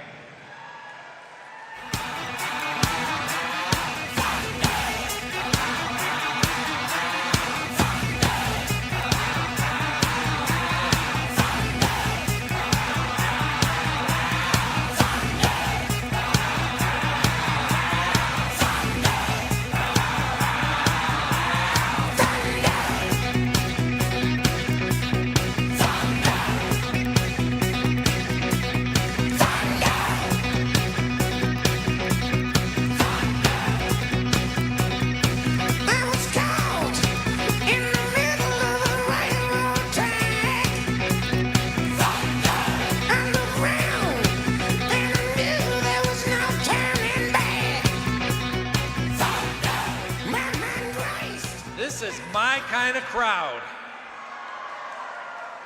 I can't say enough about my team that's put this together. Amber Harris, Terry Nalamafu, we have busted Ryan Berman, Brian Schmecke. We're the first person, Amber's the first person I talk to every morning and the last person I talk to every night. Every night, 5:30 a.m. till midnight. So listen, people, what we need to do is we need to come together and we need to rally the troops, because that's what it's going to take to win the next election. So Michigan, listen, let's all come together. Vote red for Oakland County, vote red for Michigan, vote red for the United States, and vote for Donald Trump.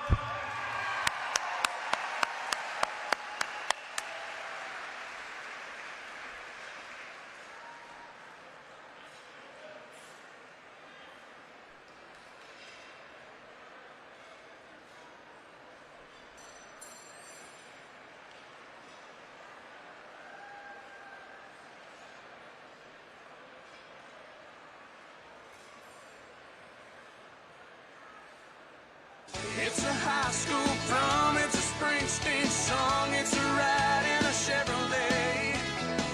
It's a man on the moon and fireflies in June and kids selling lemonade.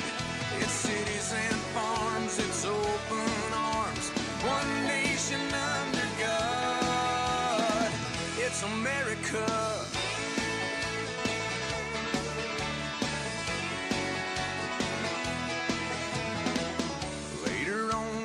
I got home, I flipped the TV on. I saw a little town that some big twister tore apart. And people came from miles around just to help their neighbors out. And I was thinking to myself, I'm so glad that I live in America. It's a high school prom, it's a Springsteen song, it's a ride in a Chevrolet. It's a man on the moon and fireflies in June and kids selling lemonade. It's cities and farms, it's open arms, one nation under God. It's America.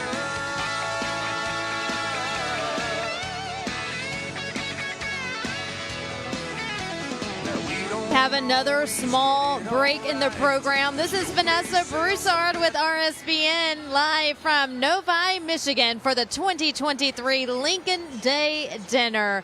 What a wonderful evening everyone is having at this cocktail attire event. President Donald J. Trump will be speaking soon, and he will also be presented with the Man of the Decade Award. What better award? I mean, just the words alone, you have to agree with. Man of the Decade. He truly is. He's a loved man. All the MAGA hats around here. I saw a woman with this huge hat on, not your average baseball cap. And I'm going to have to find her after the show and ask her who made that, where did she get it, because I need one. So a lot of Trump supporters here ready to see him. Hey, before we cut away to the programming a couple of minutes ago, we were talking about President Trump's plans to restore law and order in our country. As you know, these Democrat-run cities, they are wanting to defund the police, and he wants to back the police. He wants to back our military, our law enforcement, our military is replenishing, our law enforcement officers. Sometimes, a lot of times, you know, they feel like they don't have the backing necessary that they need. They don't have the support that they need in these liberal-run cities. But President Trump supports you. We, the Americans, support you, and thank you as well. Looking at President Trump's plans, he says there's never been anything like it. And that's when he talks about the bloodshed and the crime going on in our cities.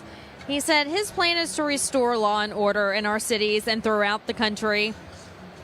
He says first, because police forces have been gutted by Democrats' war on police. He says he'll sign a record investment in hiring, retention, and training for police officers nationwide.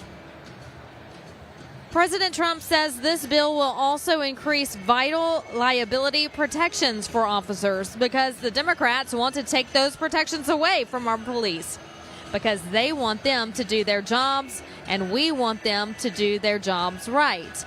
You can't take their protections away if you're going to have them do their jobs properly. And he's absolutely right when he says that. How do you expect them to do the jobs that they need to do to protect our communities, themselves when they don't have the means necessary because you're defunding them.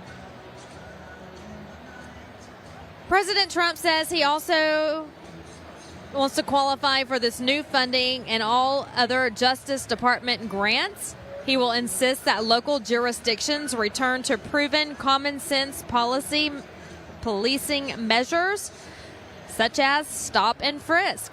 Very simple, he says. You just stop them and you frisk them, strictly enforcing existing gun laws against Ladies and convicted gentlemen, felons. Please welcome to the stage Congresswoman Lisa McClain. And we'll be right back with you. I love you too. And I love whoever got the stool. So thank you. So good evening, everyone. My name is Lisa McClain, and I am proud to represent Michigan's 9th District in Congress. It is an honor for me to be here today at the OCRP Lincoln Day dinner. But I have one question for all of you this evening.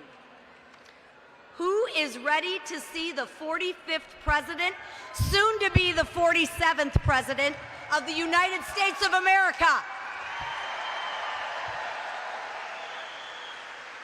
I hear you, and I am excited too. But let me tell you why I'm excited. I'm excited to see Donald Trump because I am tired of trying to fight Joe Biden's radical leftist agenda alone. And I think it's time we kick Joe Biden out of the White House and put a conservative Republican back in that Oval Office. Let's reflect for a minute. Do we remember how good we had it from 2016 to 2020? Our economy was unstoppable. Our nation was secure. We actually supported our police officers, and we held China at bay. That was our America. But now, we're living in Joe Biden's America. And in Joe Biden's America, weakness is the national motto, and corruption is the name of the game. Just look at our southern border. Now I ask you, do you think our southern border is secure? Since Joe Biden took office, over 5 million illegal migrants have entered this country. Joe Biden stopped the construction of the Trump border wall, rescinded Title 42, and he put out a welcome mat to anyone and everyone on his very first day in office. And let's look at what happened since President Biden did this. Unfortunately, fentanyl has become the #1 killer of people from 18 to 45 years of age in this country. Crime and homelessness have risen dramatically, and innocent lives have been taken at the hands of criminals that don't belong in our United States. It is absolutely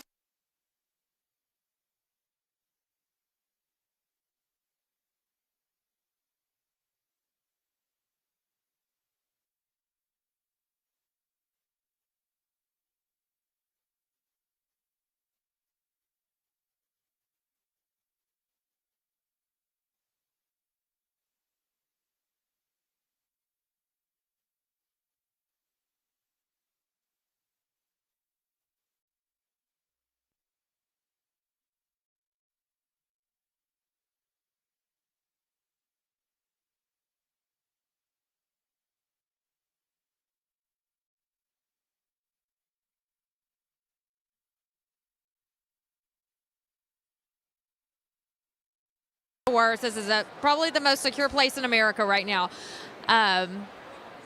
Maybe just some lighting issues.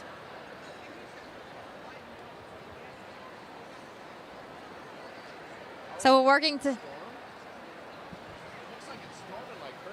Okay, so now they're telling us we have bad weather outside. So we have storm conditions outside. So that is probably what's going on. And the Lord said, let there be light. Yes, the Lord said, let there be light, she said. So we are going to continue on with the program. Must Must be too many people in this room, using too much electricity. Don't worry, those batteries will make everything better. But think about it for 1 minute. It is absolutely that is disgusting that Joe Biden has let this happen. And let's be clear, Joe Biden is to blame for the problem at the border. Let's not forget who's running the show at the border. It's not the so-called border czar, Kamala Harris. She can't find the border with both hands. It's DHS Secretary Mayorkas. He is a complete and utter embarrassment to this country.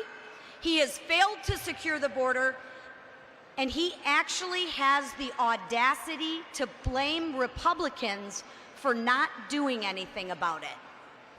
Well, Mr. Secretary, we can do something about it, and we will do something about it. We can actually impeach you. And that's exactly what I called for on the House floor just a few weeks ago. Because too many lives have been lost not to take action. And let's be honest, if President Trump were in the White House, he would have taken action. In fact, if President Trump was in the White House, we'd have never been in this situation to begin with, because he had you safe and secure. But let's take a look at our economy. Joe Biden has spent trillions and trillions of your tax dollars on his woke agenda. And the only thing that has come from it is record high inflation. You're still paying more for gas, you're still paying more for groceries, and you're paying more for everything because Joe Biden decided to recklessly spend your money with a stroke of his pen. But Joe Biden hasn't stopped at tanking our economy. He's tanked our foreign policy too. Right now, as we speak, China is moving aggressively towards us, economically, militarily, and educationally. The president has been weak on China since his first day he took office. I can give you about 5 million reasons why. As a member of the Oversight Committee, I can tell you that our investigation has proven that the Biden family, including Hunter Biden, has received millions upon millions from China in a scheme to make them rich. And they have weaponized the DOJ to cover their tracks. But that's unfortunately not the worst of it. Joe Biden has used the Department of Justice to attack his #1 political opponent, Donald J. Trump. Now, I won't lie to you, none of this gives me much hope for this country or to be hopeful for this country. But let me tell you why I still have hope and why I still believe America is the greatest country on earth. It's because for about 250 years we have fought tooth and nail for a better tomorrow, one where freedom rings and faith in the American dream still exists. It's the America our founding fathers created, and it's the America we have got to protect. I think of the Revolutionary War and how it looked like all hope was lost as the British took New York and controlled the seas. I think of the Civil War, when our country was so divided that blood was spilled by our fellow Americans. I think of World War II, when it seemed like all hope was lost in Pearl Harbor. And I think of the Cold War, when the Soviets put us on the brink of nuclear destruction. Each of these events in history could have resulted in the end of America, but it didn't. And it didn't because there was one thing that kept us going through each of these difficult times. One thing, and that was our leaders and their leadership. The leadership of George Washington gave us our freedom. The leadership of Abraham Lincoln kept our union together. The leadership of Dwight D. Eisenhower led to the end of the Great War. And the leadership of Ronald Reagan ended the Cold War and tore down the Berlin Wall. These leaders were strong, they were decisive, and they did not waver. They believed in America and had hope for the future. They took action and they did what was best for our country. Today, what we need is that kind of leadership again. The current president cannot lead. He never has. He flip-flops on positions, lies, blames everyone but himself for his failures, and let me tell you, he has a lot of failures. He may hold the title of the free world, but the truth is that he hasn't led one single day since he's been in office. But do you know who does know how to lead? President Donald J. Trump. He is the leader this country needs, and it can turn the United States around and make America great again. We saw it happen for 4 years. We lived it for 4 years. And I don't know about you, but I think it's time for another 4 years, ladies and gentlemen. And that is why Donald Trump has my unwavering endorsement for President of the United States. And I know he has your endorsement too. He is what we need to get this country back on track and make America great again. I want to thank Vance Patrick, OCRP, for hosting this incredible Lincoln Day dinner. I want to thank all of you for showing up and supporting the Republican Party here in Michigan. Thank God for Donald J. Trump. Thank God for you.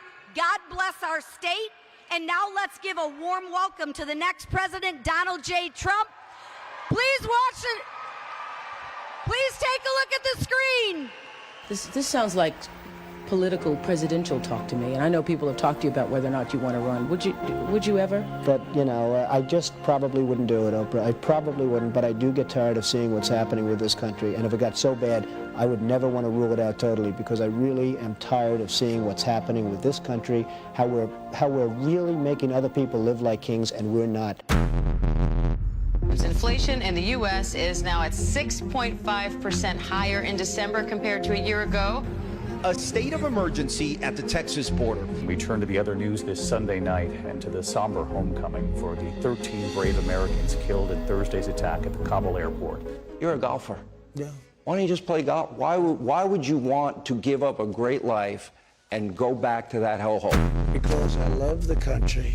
Donald Trump wins the presidency. Crews break ground on a new section of wall along the U.S.-Mexico border. We have seen month after month of solid job growth. And we are going to make our country great again. But you are going to be so proud of your country, because we're going to turn it around. I just told them I've got to come over and see the fake news. Let's go. We will bring back our jobs.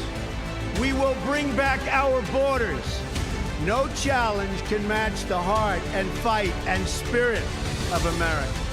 I will fight for you with every breath in my body, and I will never, ever let you down.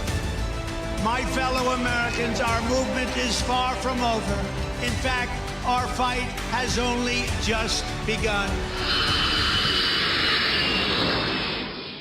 Be advised, the president is en route.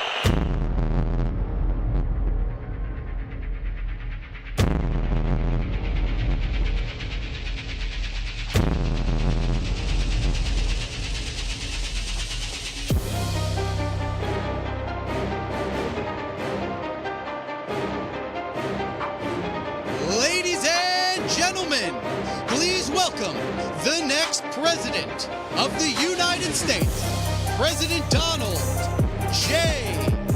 Trump. And I'm proud to be an American, where at least I know I'm free.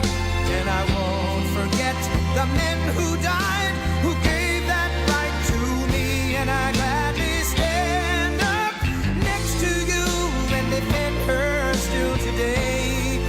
'Cause there ain't no doubt I love this land. God bless the USA.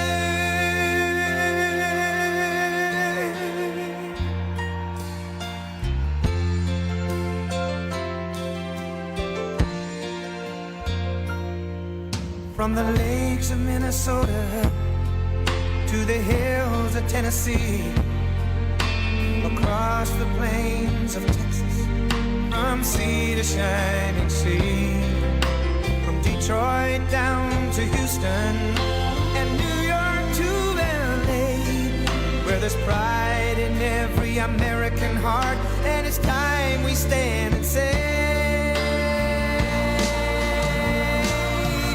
that I'm proud to be an American, where at least I know I'm free, and I won't forget the men who died, who gave that right to me, and I gladly stand up next to you and defend her still today, 'cause there ain't no doubt I love this land. God bless the USA.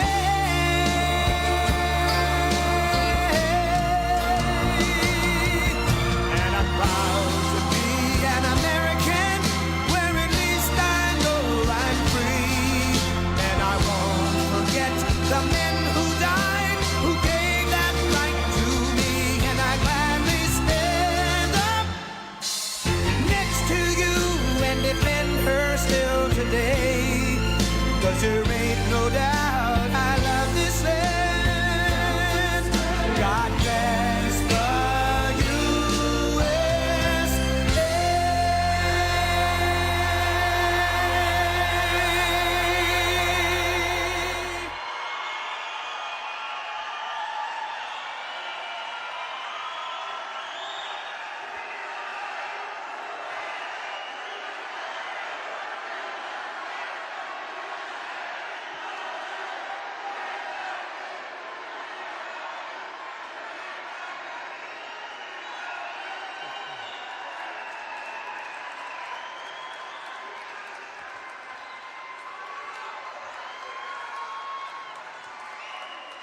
Thank you very much, Lisa. It's great to be back in Michigan. We love Michigan with the amazing Patriots of Oakland County.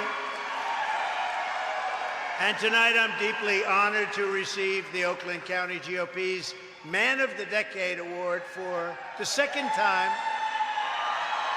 Wow. Almost 10 years to this day ago, it was a great honor. In 2013, I received it, and I remember I got up and I said, "How come you're allowing them to take away your car business?" What did I know, right? But I was right about that.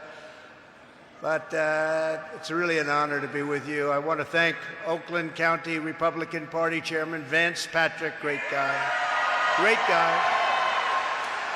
I also want to recognize Michigan State Senators Jim Runstad and Jonathan Lindsay. They're great people. Thank them from the bottom of my heart. They gave us a beautiful endorsement. We appreciate that. Michael and so many of my friends are sitting right out there. Thank you very much. Michigan GOP Chairwoman Christina Carano. Christina Carano she's a hard worker. She's working very hard. She wants to keep this as a very honest election. Not easy to do. One of the great senators, one of the most powerful people.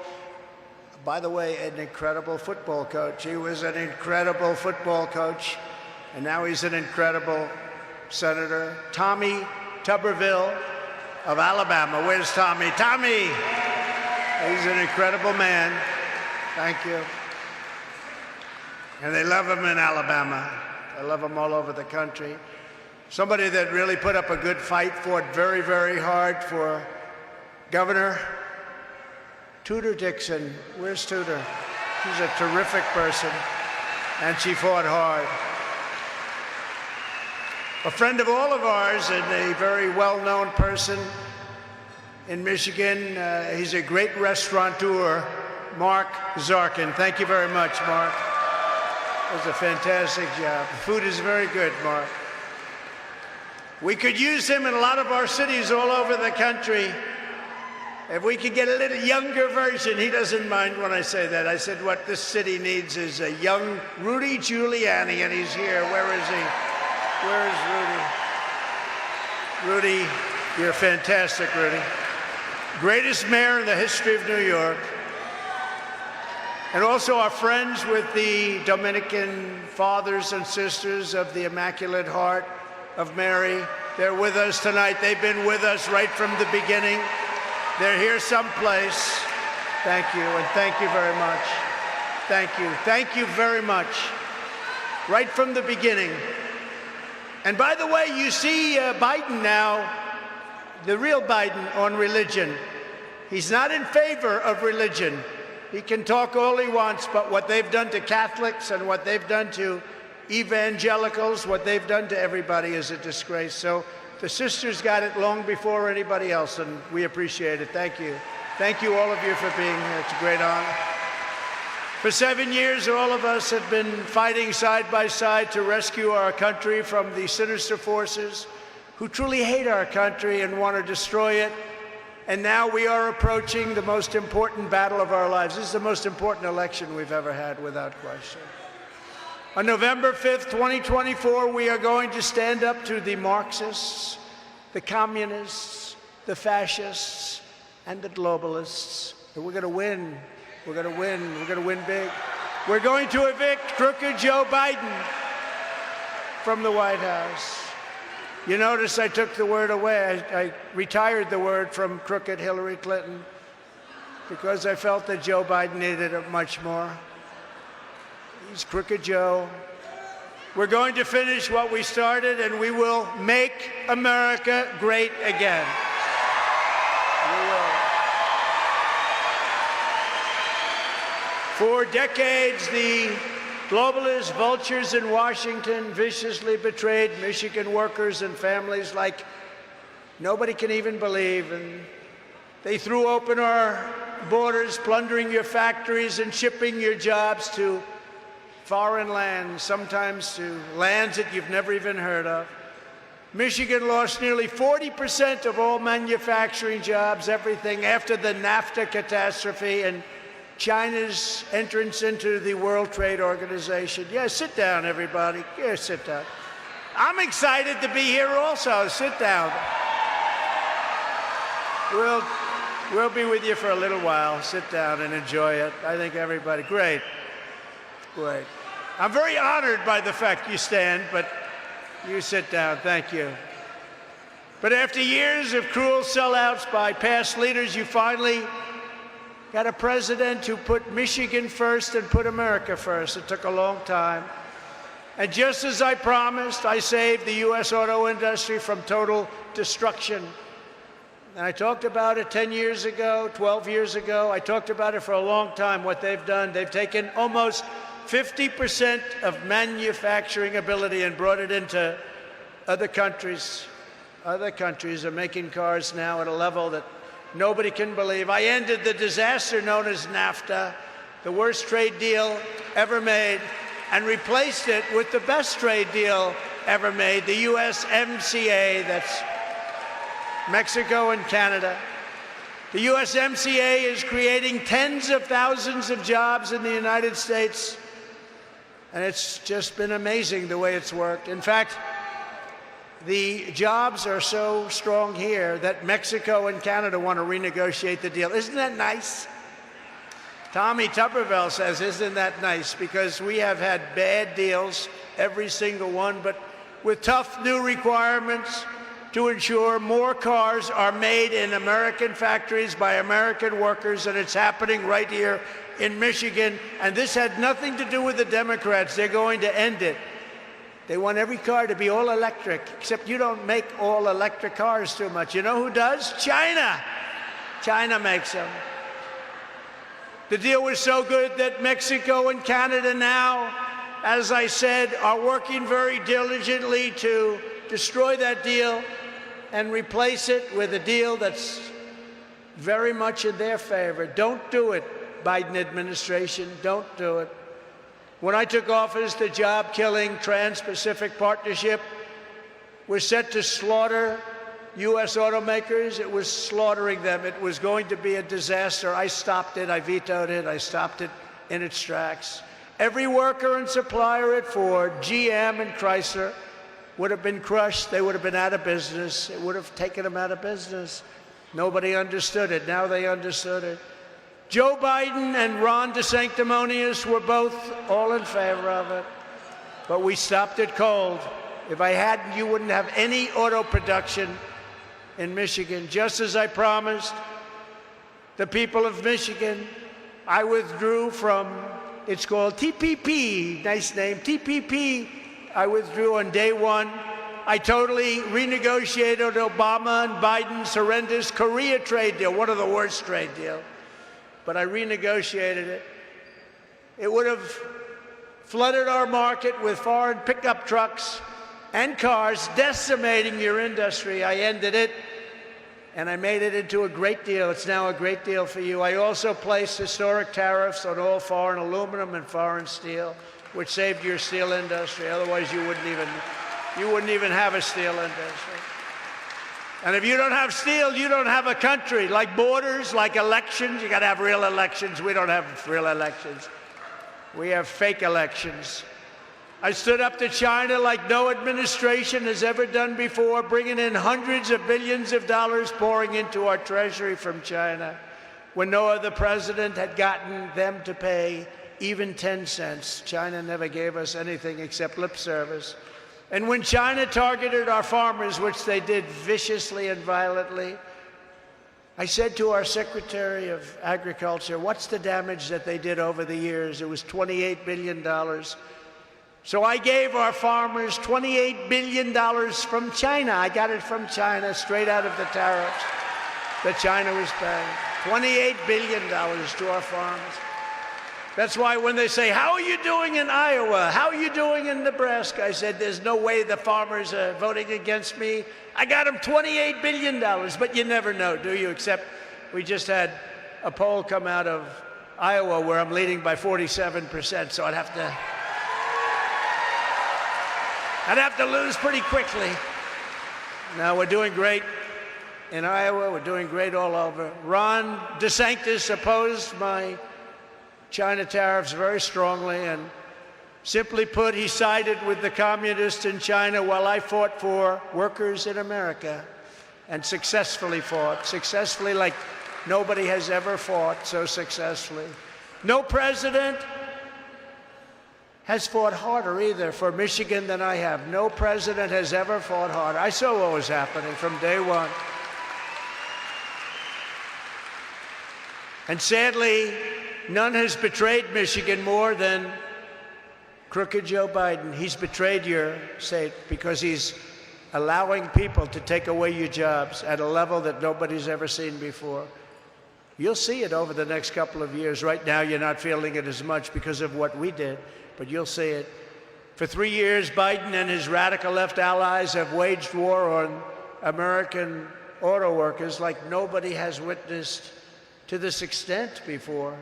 In his ridiculous crusade to force everyone into electric cars. And by the way, they have a place. Right now, they're selling at about 5%. They have a place. They want them to sell at 100%. But we don't have the goods to make them. You know who has the goods? China has the goods. China has the countries and controls the countries with what they need for the batteries. But you know, we have more than anybody else, including Saudi Arabia and Russia. We have liquid gold right under our feet. Biden has doubled the CAFE standards, costing automakers an estimated $200 billion, and that number is going up, and sending car prices skyrocketing and killing thousands and thousands of U.S. auto jobs. In addition to which you can't produce because you can't get the chips, and you can't have, your supply chain is a disaster. The whole country is a mess.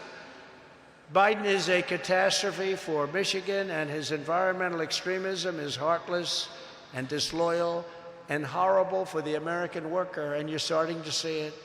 Driven by his ridiculous regulations, electric cars will kill more than half of U.S. auto jobs and decimate the suppliers. They're being decimated already. Decimate the suppliers, and it's going to decimate your jobs, and it's going to decimate more than anybody else the state of Michigan. It's going to be decimation. It's going to be at a level that people can't even imagine. Meanwhile, the cars don't go far. The range is even worse in the winter. The materials are all made in China, and it takes so much energy to produce the batteries that electric cars don't even break even environmentally for at least 5 to 10 years. They'll never break even. It's a catastrophe waiting to happen. And if somebody wants an electric car, I'm all for it. But you should be able to have a choice of many different versions of automation and automobiles. It's crazy what they're doing. You know, in California, they're talking about all electric cars, and yet they're having blackouts all summer long. We have no electricity. Now they want to go all electric. And you know, some people want to be able to drive more than an hour and a half.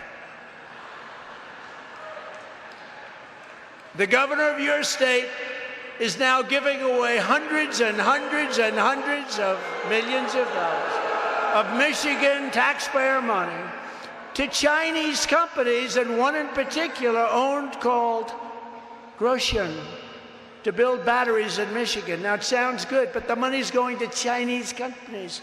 And then they're going to leave. They're planning to leave. You watch. They'll take our money, and then they say, bye-bye, you stupid fools. That's good for China, but it's bad for America. It's bad for Michigan. And it's very bad for the unions. You know, I'm somebody that gets along with the unions. Actually, the top people are so in love with Democrats because they go to parties together and all. But the people that are in the union, they love me. You know, when I approved the Keystone Pipeline, I met the pipeline workers, and they were all for me. They were all for me. But their leader was against me. He was for Joe Biden. And this was the biggest pipeline, one of the biggest pipelines in the world. 50,000 jobs. And on day one, they terminated the Keystone Pipeline. So I wonder how that man did. He didn't do too well. The head of the union it was a disaster. But you know, the union workers support me far more than they support Democrats. And they're great people, and they're talented people, and they've been treated very badly. And their leadership, they pay their dues and everything, and their leadership has treated union workers very, very badly, very unfairly. This maniacal push for all electric cars is killing the United States, killing Michigan, is a total boon for China, and it's because Biden is being paid off, we just found out yesterday. He's being paid off by China. He's been paid millions and millions of dollars in bribes. They're bribing him.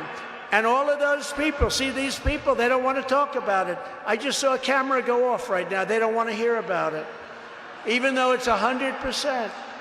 The reason that this is happening, and the reason that all of these things are taking place with China and there's no retribution, is because he's being paid off.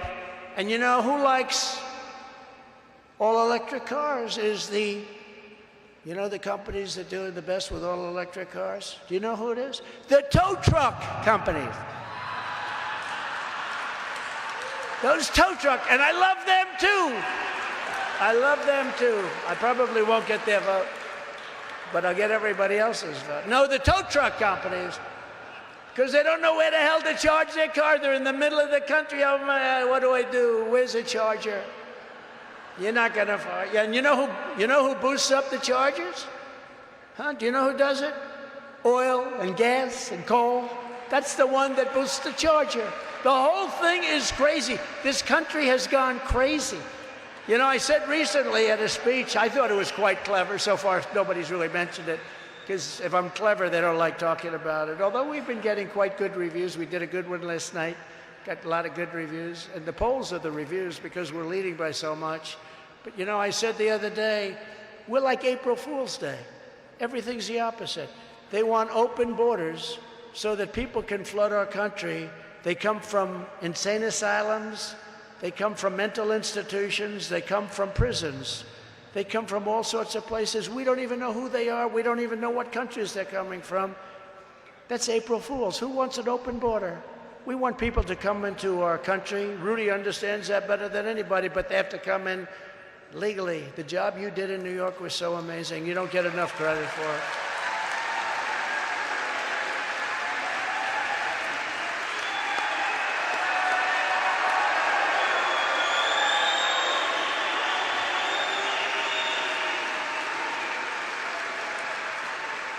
They want high, that's very impressive, Rudy, by the way.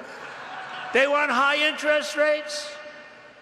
They want high taxes. They want to quadruple your taxes. Now that's April Fool's. Who ever heard? You know, when I was growing up, every politician would say, we are going to lower your taxes. They say, we are going to raise your taxes. And they don't, you know, look, they also want no voter ID because they want to cheat on elections. They don't want same-day voting. They don't want paper ballots. They never want any of that stuff because they want to cheat on elections, right? It's April Fool's. Who wants that? Who wants to cheat? Even 82% of Democrats want voter ID. They want voter ID.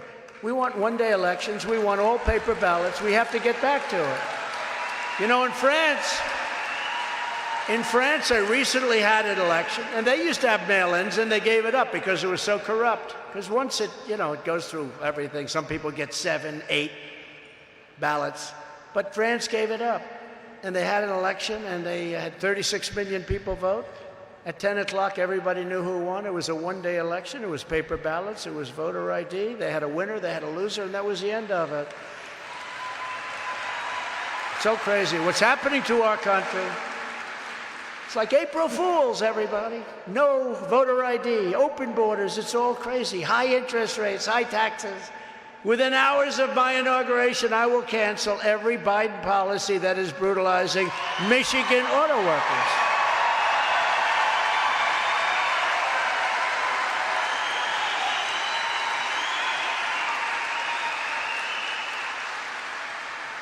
You know, it's amazing. When I was in the White House, I'd meet with a lot of the heads of the unions, and they loved me. I said, there's no way. We'd have lunch. I'd have 5 or 6 of them at a time, sometimes 1 or 2. And they loved me. I said, there's no way. And then they go and they announce that they're going to support this guy that doesn't even know where the hell he is. He has no idea. And I said, I can't understand it. But we get the votes because the people understand it. The people understand. But I'll roll back Biden's ridiculous CAFE standards, stop the assault on the internal combustion engine, which is what you do here. Unleash American energy and save tens of thousands of Michigan jobs from destruction because you are heading toward a fall like nobody's ever seen before. And that's with this crazy policy they have for all electric. Under Biden, we have record high trade deficits, also known in my opinion as losses. We lose a fortune to China, to Japan, to all these countries. I renegotiated many of the deals. The rest of them were under consideration. But we made new deals with South Korea, with Japan. We made an unbelievable trade deal with China. They buy $50 billion worth of our product that they weren't buying. They didn't want to buy anything. The number was supposed to be $15 billion. And I said to my people, did you say 50 billion or 15? They said, sir, we said 15. I said, make it 50. And we got it. And it was great for manufacturers and great for farmers. But now I understand under the Biden administration, they're not living up to their agreement. Why should they? They have the goods on Biden. You understand that, right? They have the goods. He's not going to do anything. For this reason, I will also pass landmark legislation to be known as the Trump Reciprocal Trade Act. So that if China or India or any country hits us with a 100, 200, or even 300% tax or tariff, the numbers are unbelievable, how unfair it is. Anything like that, we will immediately, on all American goods, we will immediately hit them with tariffs and taxes that are exactly the same. So if they charge us 100%, we charge them 100%. You know, it's funny, I spoke to a senator that's not really a senator, who's not really into business. He said, so explain this to me. You're saying that if, let's say, India, and they really do a very big number on us, like Modi very much, I love the Indian people, but boy, do they take advantage of us on trade. So he said, so if India charges us 100% for a motorcycle, Harley Davidson, they're building plants now in India because they can't get them in because the tax is so high. It's so high, the tariff is just a disaster. So he said, if India charges us 100, we charge them 100, right? Is that what you're saying? I go, that's what I'm saying. He goes, you got my vote. You got my vote. But there are senators that won't approve it, and there are people that won't approve it. I had one senator from Pennsylvania. He left. He couldn't have won for a dog catcher, frankly. He's gone. He was a disaster. To me, he was beautiful. I'd say, so listen, China's charging us 150% tax on something. Is it okay if I charge them 100? No, sir, that's not free trade. I said, well, but they're charging us, so let me ask you this. Could I charge 100? They're charging us 150. Senator, could I charge 100? No, sir. We want free and fair trade, sir. I said, this is not free and fair. This is, could I charge him 50? No, sir, you couldn't. Could I charge him 25 or even 10%? Like beggars. Could I be a beggar? To give us, you charge us 150, we're going to charge you 10%. I was just doing it just to find out. He said, no, sir, it's not free and fair trade. Well, he's out of office now, Tommy, because he was stupid. He was stupid. He was horrible. That guy was horrible. He fought me on every damn thing. I would not give him an endorsement. I wouldn't give him, you know, our endorsement goes to 98 and 99%. Lisa got my endorsement, I can tell you that. 99%. When we endorse, close to 99% of the people that we endorse win. I wouldn't endorse him, and he decided to retire. I've decided to leave office now. No, these people, I don't know where the hell you find them, Tommy Tuberville. I don't know how you find them. Just out of curiosity, if China's charging us 100%, can we charge them 100%, Tommy Tuberville? Yes, we got one vote. That's why they love him in Alabama. But it's no wonder the swamp is getting truly desperate as they see us leading very big in the polls. I'm leading very, very big in the polls. In this week's just came out Big Village poll, we lead the field by 41 points. Very nice. 56 to 15 for DeSanctimonious. He's doing good. He's falling like a rock. People are getting to know him. They know he's got no personality. Got to have a little personality. Not much, but a little. And we're leading big. In a recent CBS poll, which does not like me, we have 61%, and the Republicans are down to 11 or 12 or something. And in the new Harvard-Harris poll, doesn't love me, we're up by 45 points, leading 45 points, and it's been really amazing. In New Hampshire, we have a 47% lead over DeSanctimonious. The reason I call him that is he was dead in the water. Couldn't have gotten elected. He came begging for my endorsement. I gave him the endorsement. He won. Then they said, would you run against the president? He said, I have no comment. I said, that means he's running. This guy, we get him elected. Then he says, yes, I'd run. I don't know. They say loyalty doesn't matter in this business. What do you think, Rudy? I think loyalty matters a lot. I think it matters a lot. But we're leading Biden by a lot. In that same Harvard-Harris poll, Trump leads Biden 45 to 39. All other Republican candidates are losing to Biden, which is hard to believe, to be honest with you. This young man right here sitting in the front is about 12 years old. He should be leading by 40 or 50 points. Anybody should be leading. It's horrible. Look, it was a rigged election. That's the only way they can win. These incredible poll numbers are one of the main reasons the Marxist left is weaponizing the criminal justice system to try and stop us. If I wasn't running, or if I was doing badly in the polls, all of this investigation bullshit would stop immediately. Stop immediately.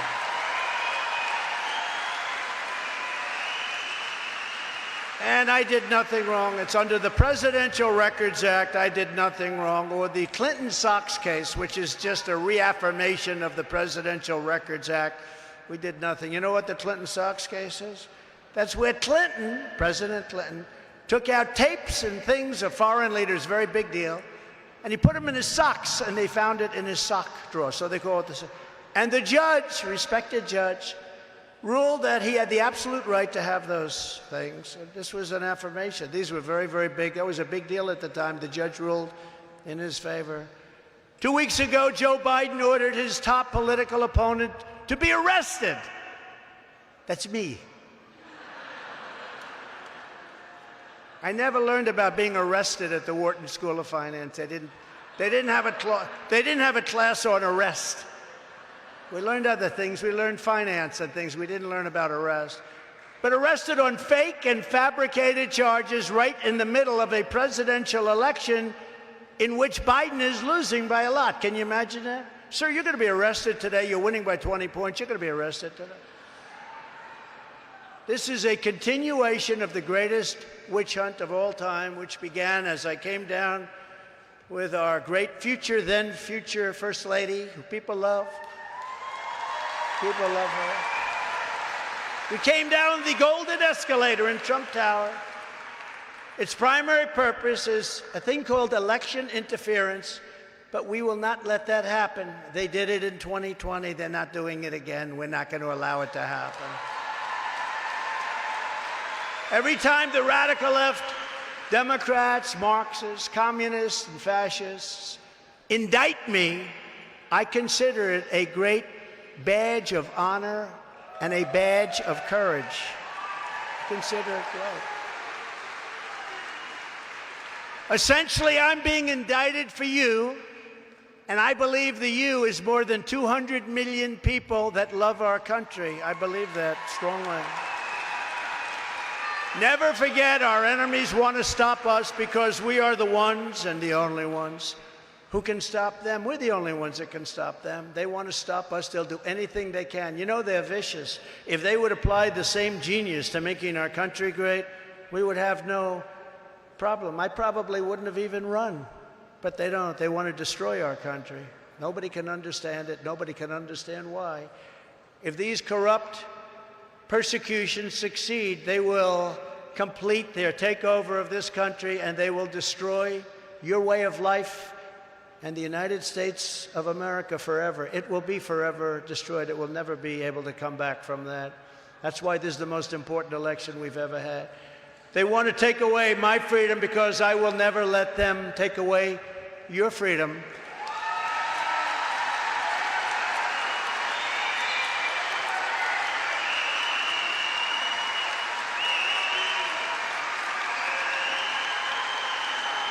Thank you.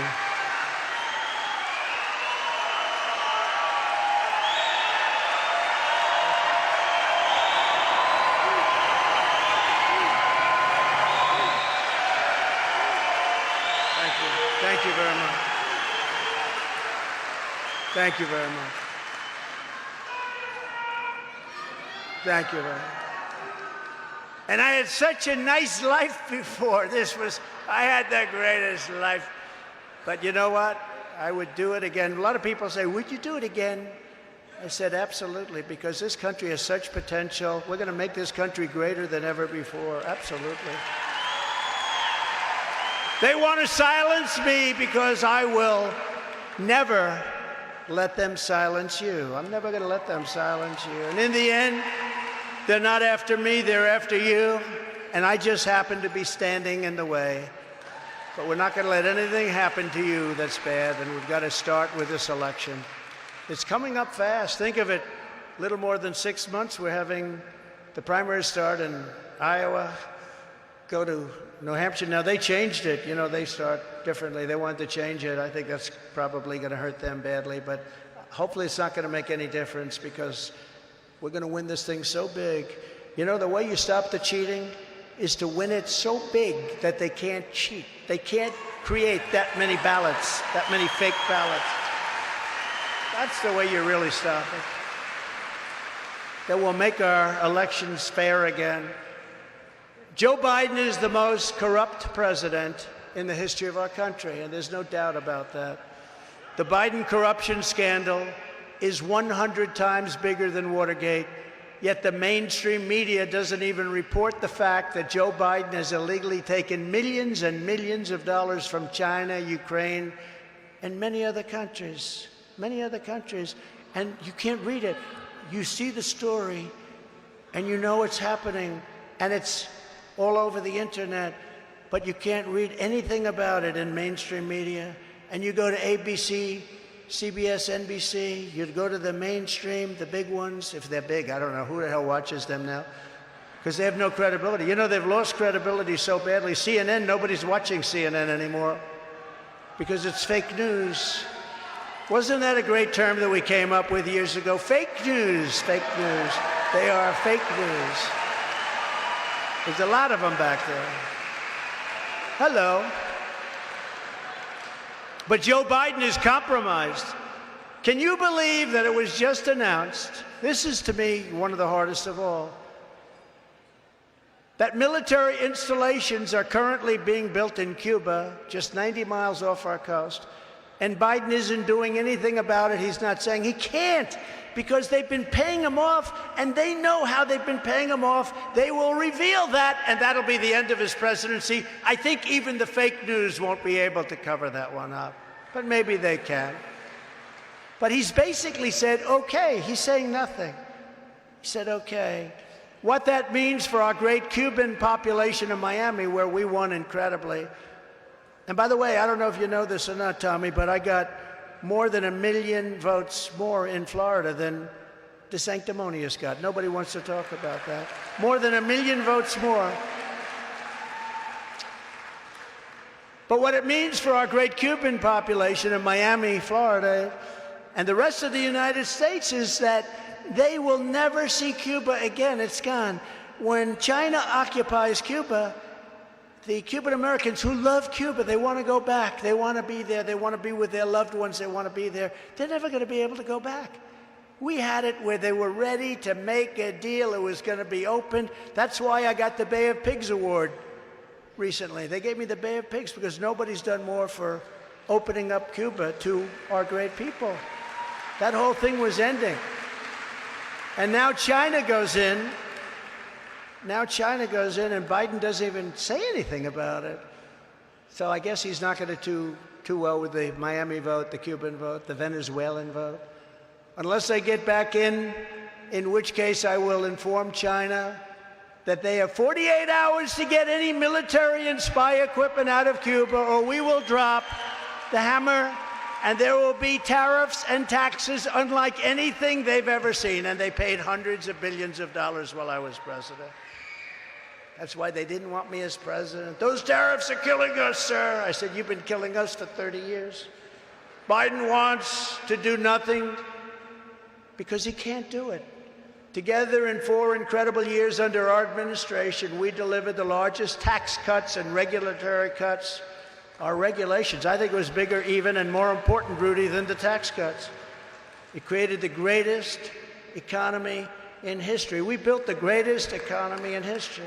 And a lot of it was the regulation cuts and the tax cuts. And those two things go hand in hand. We achieved energy independence, and energy dominance was just around the corner. We had gasoline prices for your car of $1.87 a gallon. We had times when it was even lower than that. And now it goes up to 5 and 6 and 7. It's going to start going up again. We filled up the strategic reserves, and they emptied it out so that they could keep the price of gasoline cheap before an election. That's supposed to be used for much more important things than that, like military and security. We created the most secure border in U.S. history, built nearly 500 miles of border wall, got Mexico to give us, free of charge, 28,000 soldiers. You know why he did that? I said, you have to give us soldiers while we're building the wall. No, no, no, no, no, we can't do that. And I really like the president of Mexico. He's a socialist, but that's all right. Can't have everything. But I do like him. But I said, you have to give us 28,000 soldiers. They thought I was crazy when I said that. And I also said, you have to give us remain in Mexico. Nobody comes into our country, they have to remain in Mexico. And Title 42, that's having to do with sickness, as you know. We just don't want sick people that are going to come in and infect our country. And catch and release, you have to end it. But I said, we need all these things. And the woman at the State Department said, sir, they'll never do this. I've been doing this for 25 years, sir. They will never do it. She was actually very good, but she was so used to being turned down. I said, oh, they'll do it 100%. 100%. What do you mean 100%, sir? They're never going to do that. Why would they give us free soldiers? You'll see. So the top person in Mexico outside of the president, El Presidente, great guy. But the top person came in, he sat down, I said, here's what we need. We need 28,000 soldiers free of charge because you're letting all these people pour into our country and we're building the wall. And we need them immediately, free of charge. He laughed at me. Then I said, we need the other things that we just went over. We need no more catch and release. I'm not doing it. We're going to catch and we're going to release them into your country, not into our country. And we need stay in Mexico. I gave him a list of 10 different things, all of which are impossible. And he said, sir, you must be, why would we, we're not going to do that. I said, yes, you're 100%. I told him, 100% you're going to do it. No, we're not going to do it, sir. He said, here's what's happening. And I had right in front of me an executive order that if you don't do it, we're going to charge you 25% tariff and taxes on all of your cars and every other thing that you sell into the United States of America. You took the business away. Now you're going to pay a big tax. And I'm ready to sign it. And this was a Friday. I said, this goes into effect Monday morning at 9 o'clock. And I'm being nice by saying 9 because I was going to say, why didn't you make it 7? But they didn't do that. Goes into effect Monday morning at 9 o'clock. Sir, I'm sure you wouldn't do that. I said, no, 100% I'm going to do it. Sir, do you mind if I leave the room for a few minutes? I'd like to make a phone call. He came back about 5 minutes later. Sir, we would be honored to allow you to do all of the things. We would be honored. This would be a great honor for us, sir. Oh, I had many of those things.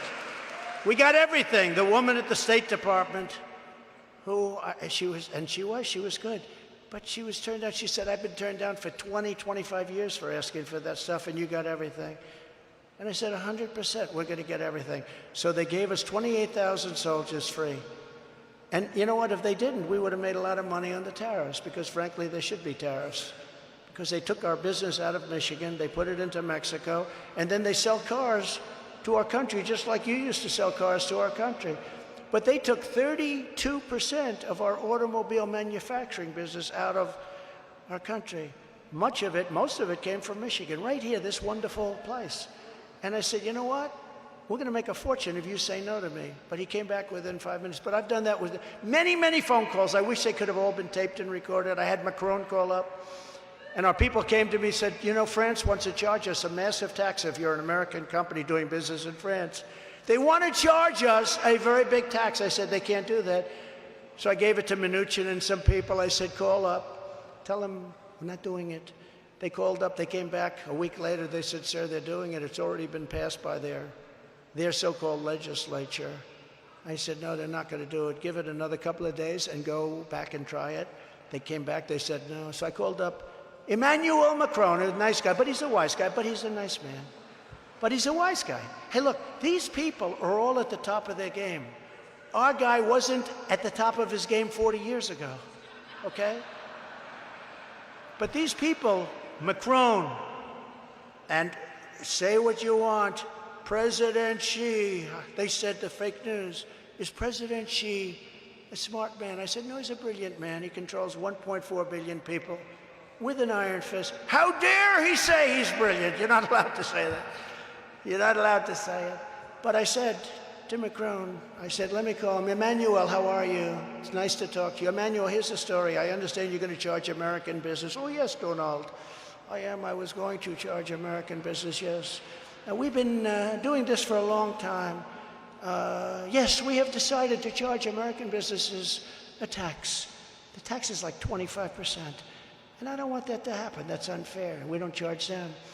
I said, well, I don't want you to do it, Emmanuel. But, Donald, we have to. It's already been passed, and we will be signing legislation next week. I said, here's the story, Emmanuel.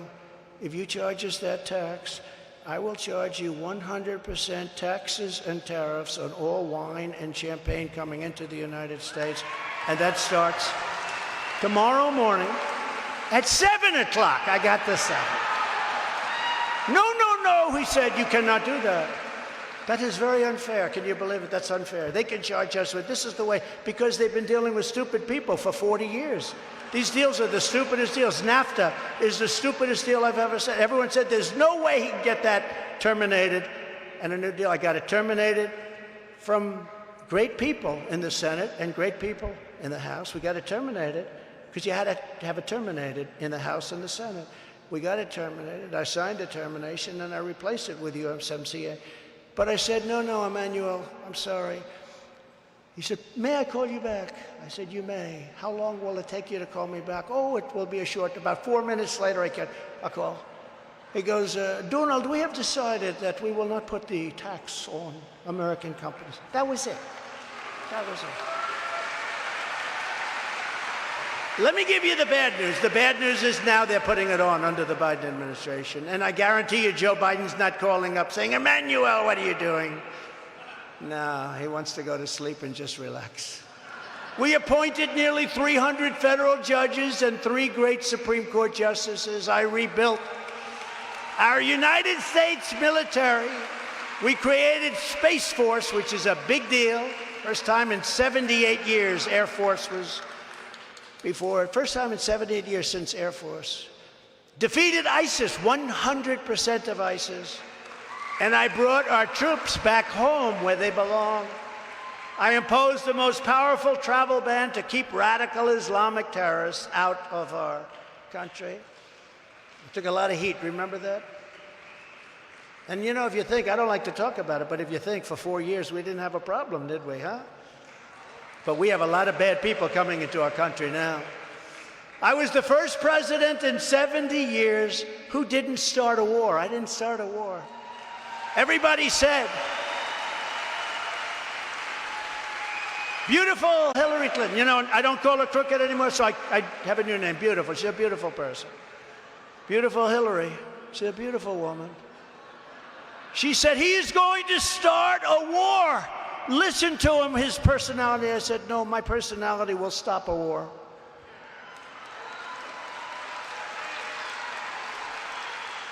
And I'm the only person that can say this. I will stop World War III, and we're very close to having World War III. But all of that was only the beginning. Here are some of the rather bold agenda items that I will immediately implement when we become the 47th President of the United States. Before I even arrive at the Oval Office, shortly after I win the presidency, I will have the war between Russia and Ukraine settled. I'll do it in 24 hours. It's not tough to do. That's easy compared to a lot of things. To stop the Marxist prosecutors who release rapists and murderers all over our country while persecuting conservatives, including me, by the way, have you noticed? I will direct a completely overhauled DOJ and investigate every radical district attorney and attorney general in America for their illegal, racist, and reverse enforcement of the law.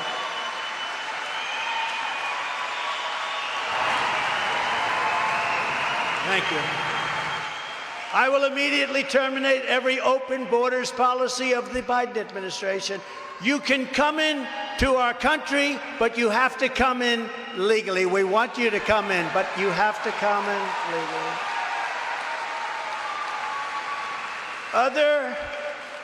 You just take a look at other countries and what they're doing, but other countries are emptying out their prisons, insane asylums, mental institutions. They're dumping everyone, including many, many, many terrorists. The other day, they had 48 terrorists. They caught 48 terrorists coming in from the border, but that's hundreds and hundreds of these people are coming in. They're not being caught. Following the Eisenhower model, Dwight Eisenhower was very tough on the border, believe it or not. We will use all necessary state, local, federal, and military resources to carry out the largest domestic deportation operation in American history. Have no choice. I don't like saying it. We have no choice. Get the bad ones out early, very early. And you know who knows who they are? Our police forces. They know who they are, right, Rudy? They know everyone, every town. They know the good ones. They know the gang members. They know them by their first names. I will invoke the Alien Enemies Act, which most people have never heard of, to remove all known and suspected gang members, drug dealers, or cartel members from the United States, ending the scourge of illegal alien gang violence forever. And I will sign a day one executive order ending automatic citizenship for the children of illegal aliens. They come into our country illegally, they have a child. Congratulations, your child is now a citizen of the United States. To save our economy from Joe Biden's inflation catastrophe and total economic disaster, I will deliver tax cuts, energy price cuts, and interest rate cuts, the likes of which you have never seen before.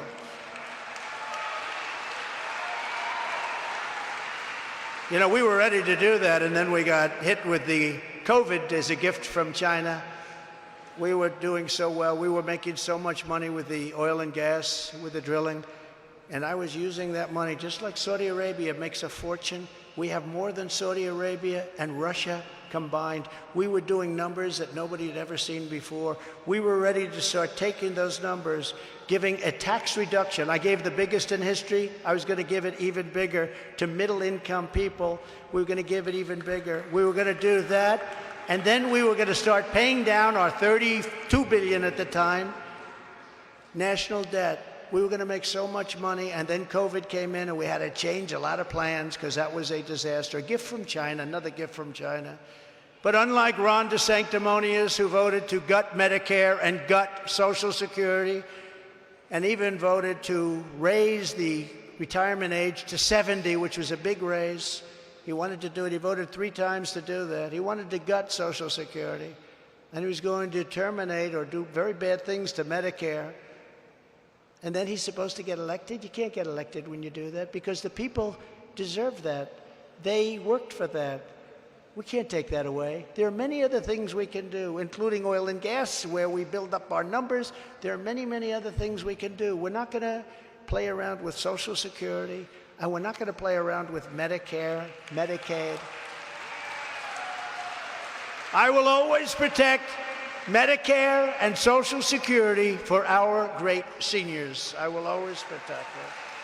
I will immediately sign a new executive order to cut federal funding for any school pushing critical race theory, transgender insanity, and other inappropriate racial, sexual, or political content onto the lives of our children.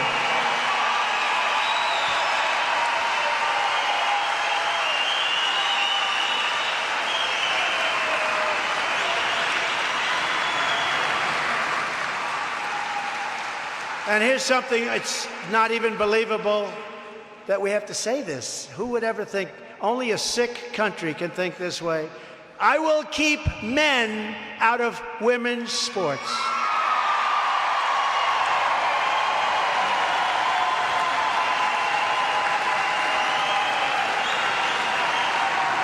No, can you imagine having to say that?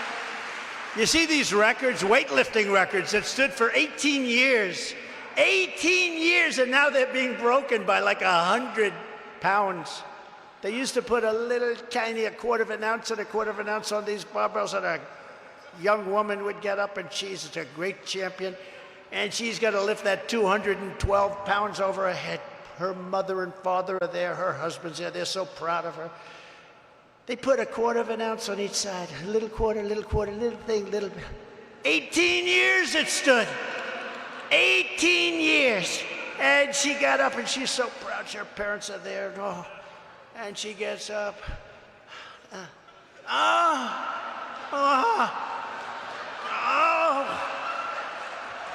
Mom, Dad, I can't do it. I can't do it. Then this guy comes along.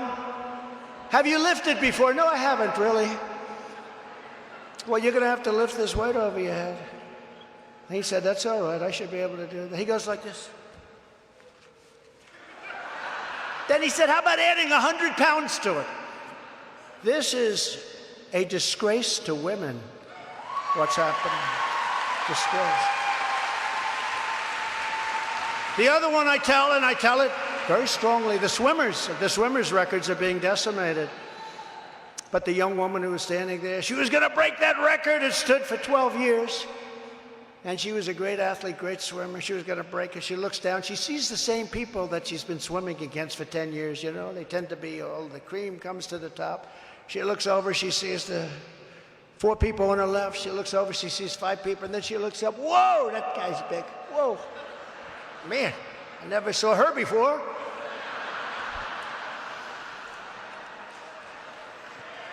And the gun goes off. And this young lady was badly injured, as you know, because I've told this before. She suffered from windburn because this guy went by her so fast that the wind was devastating. Hopefully she'll be recovered.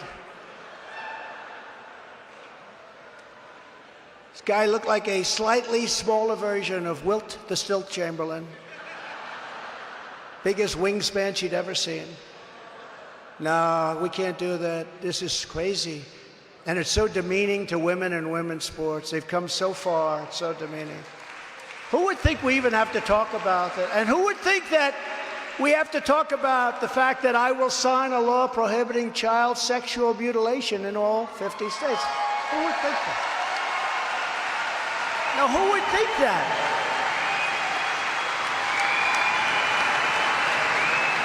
Child sexual mutilation? Can you imagine 10 or 15 years ago? You don't have to say that. Nobody would think child sexual mutilation. We're going to stop it. It's unbelievable. And there are people that don't want you to stop it. That's the more incredible part. There's a lobby out there that's powerful as hell. I mean, they're trying to destroy our country. In addition, I will not give 1 penny to any school that has a vaccine mandate or a mask mandate from kindergarten all the way through college.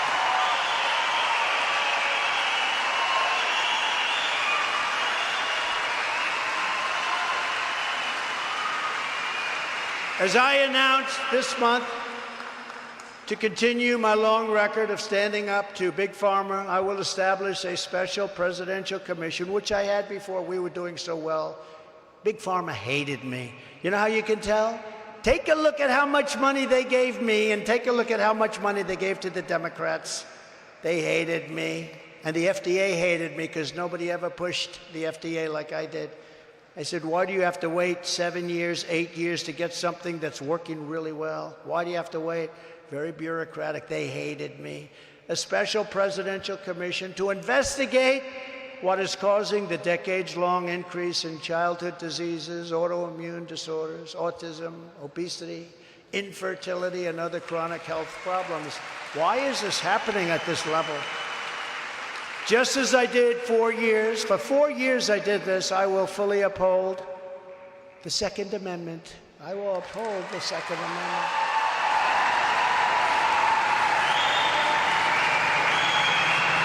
I've had support from every gun group.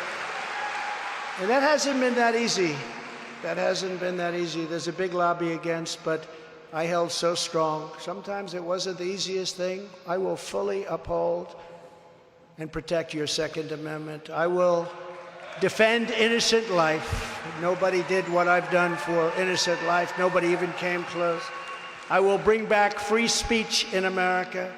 And that is what we must do to restore our country to greatness. The USA is a mess. It's a total mess. Our economy is crashing.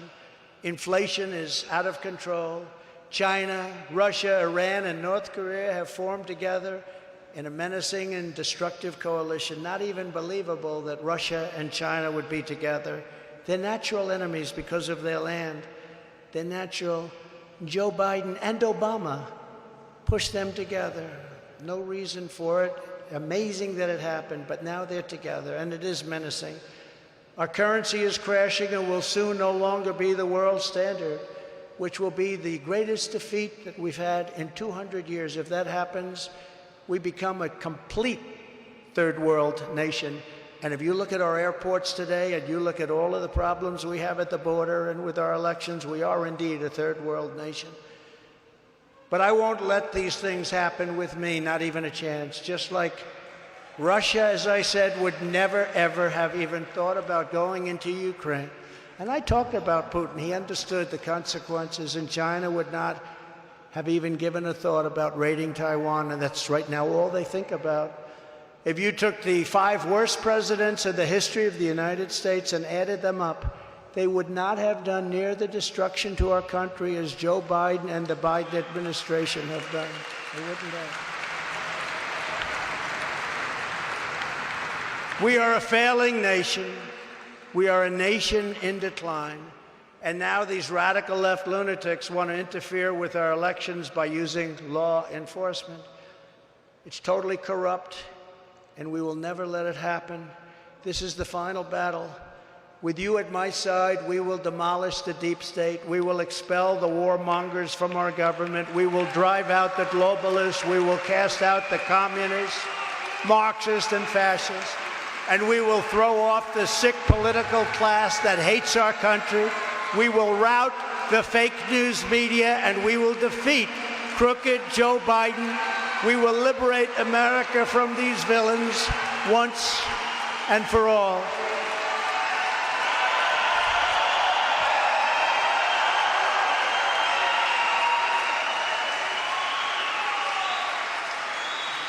The great silent majority is rising like never before. And under our leadership, the forgotten man and woman will be forgotten no longer. We will make sure that our great, wonderful, beautiful, forgotten men and women will not be forgotten any longer. With your help, with your love, and your vote, we will win Michigan, and we will make America great again. Thank you. God bless you. God bless Michigan, and God bless America. Thank you, everybody. Thank you very much. Thank you.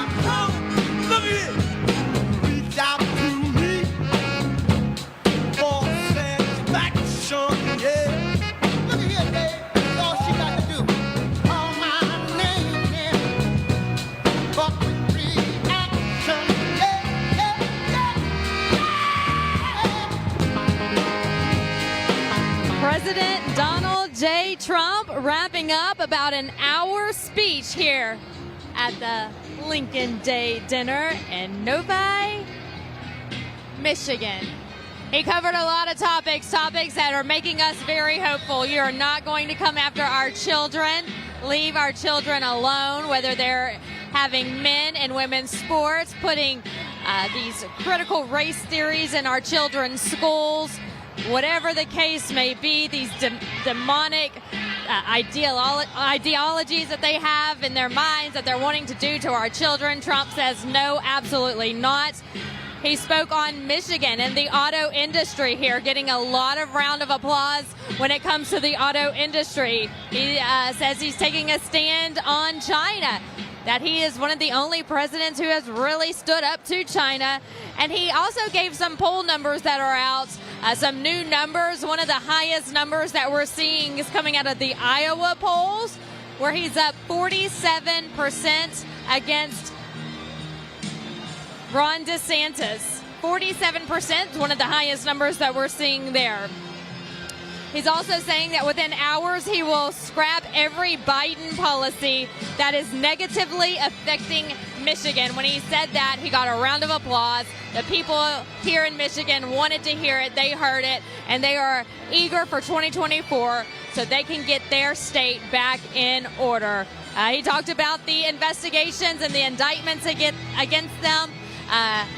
He said some words that I cannot repeat, but you heard him say it. The crowd laughed there. He says every indictment is a badge of honor and a badge of courage. He is courageous, and he is honorable. And so good for him for standing up for the American people. That will do it for us here today. I'm Vanessa Broussard, live in Novi, Michigan.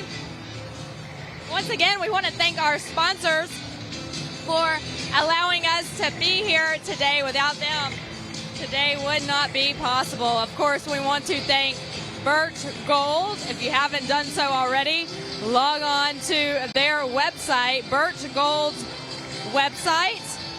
You can also text Trump to 989898 to get more information about gold. Blackout Coffee, if you're looking for a coffee maker with conservative views that match yours, make sure that you check out Blackout Coffee. blackoutcoffee.com/RSBN. You can use the coupon code RSBN for 20% off your first order. My Patriot Supply. For emergency food and emergency situations, that's prep2023.com. Prep2023.com, My Patriot Supply. And also check out those Trump trading cards.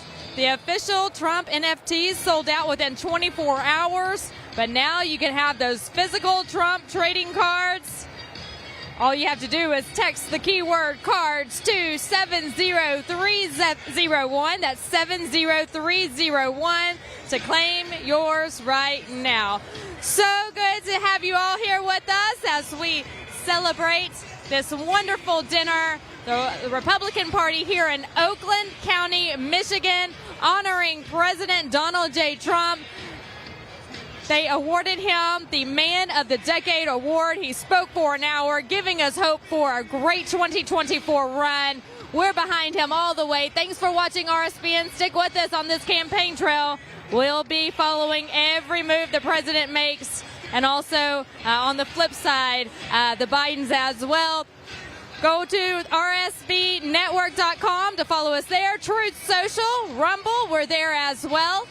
And we will see you soon. Have a great night, America.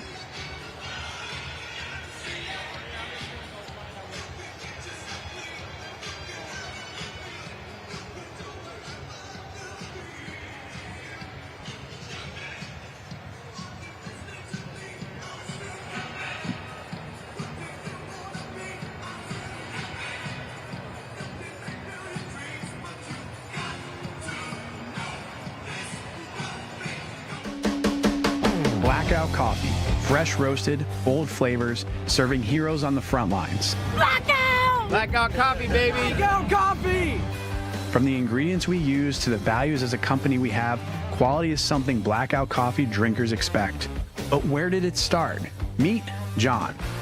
Our thought process in the beginning was to make a coffee for all the everyday American that works hard, plays hard, and never stops. We actually started playing around with the beans, and we came up with different types of beans to make a really strong coffee that does not give you the jitters. My name is Doc, and I am the lead roaster for Blackout Coffee. To me, I've tried all sorts of different coffee, even the smaller independent brands, and Blackout's just different. It tastes different. And I actually came across them while working for a different company, and I could smell the roast going on, and I'm like, I need to try that one. It's not coffee, not to me. It's freedom.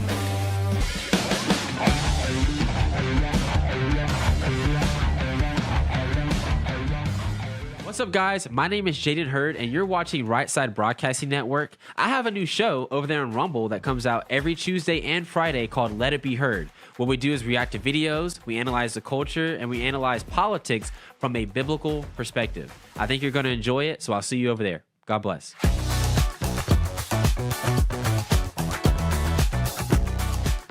Right Side Broadcasting is known for panning the crowds, showing the packed arenas, and allowing you to see the truth.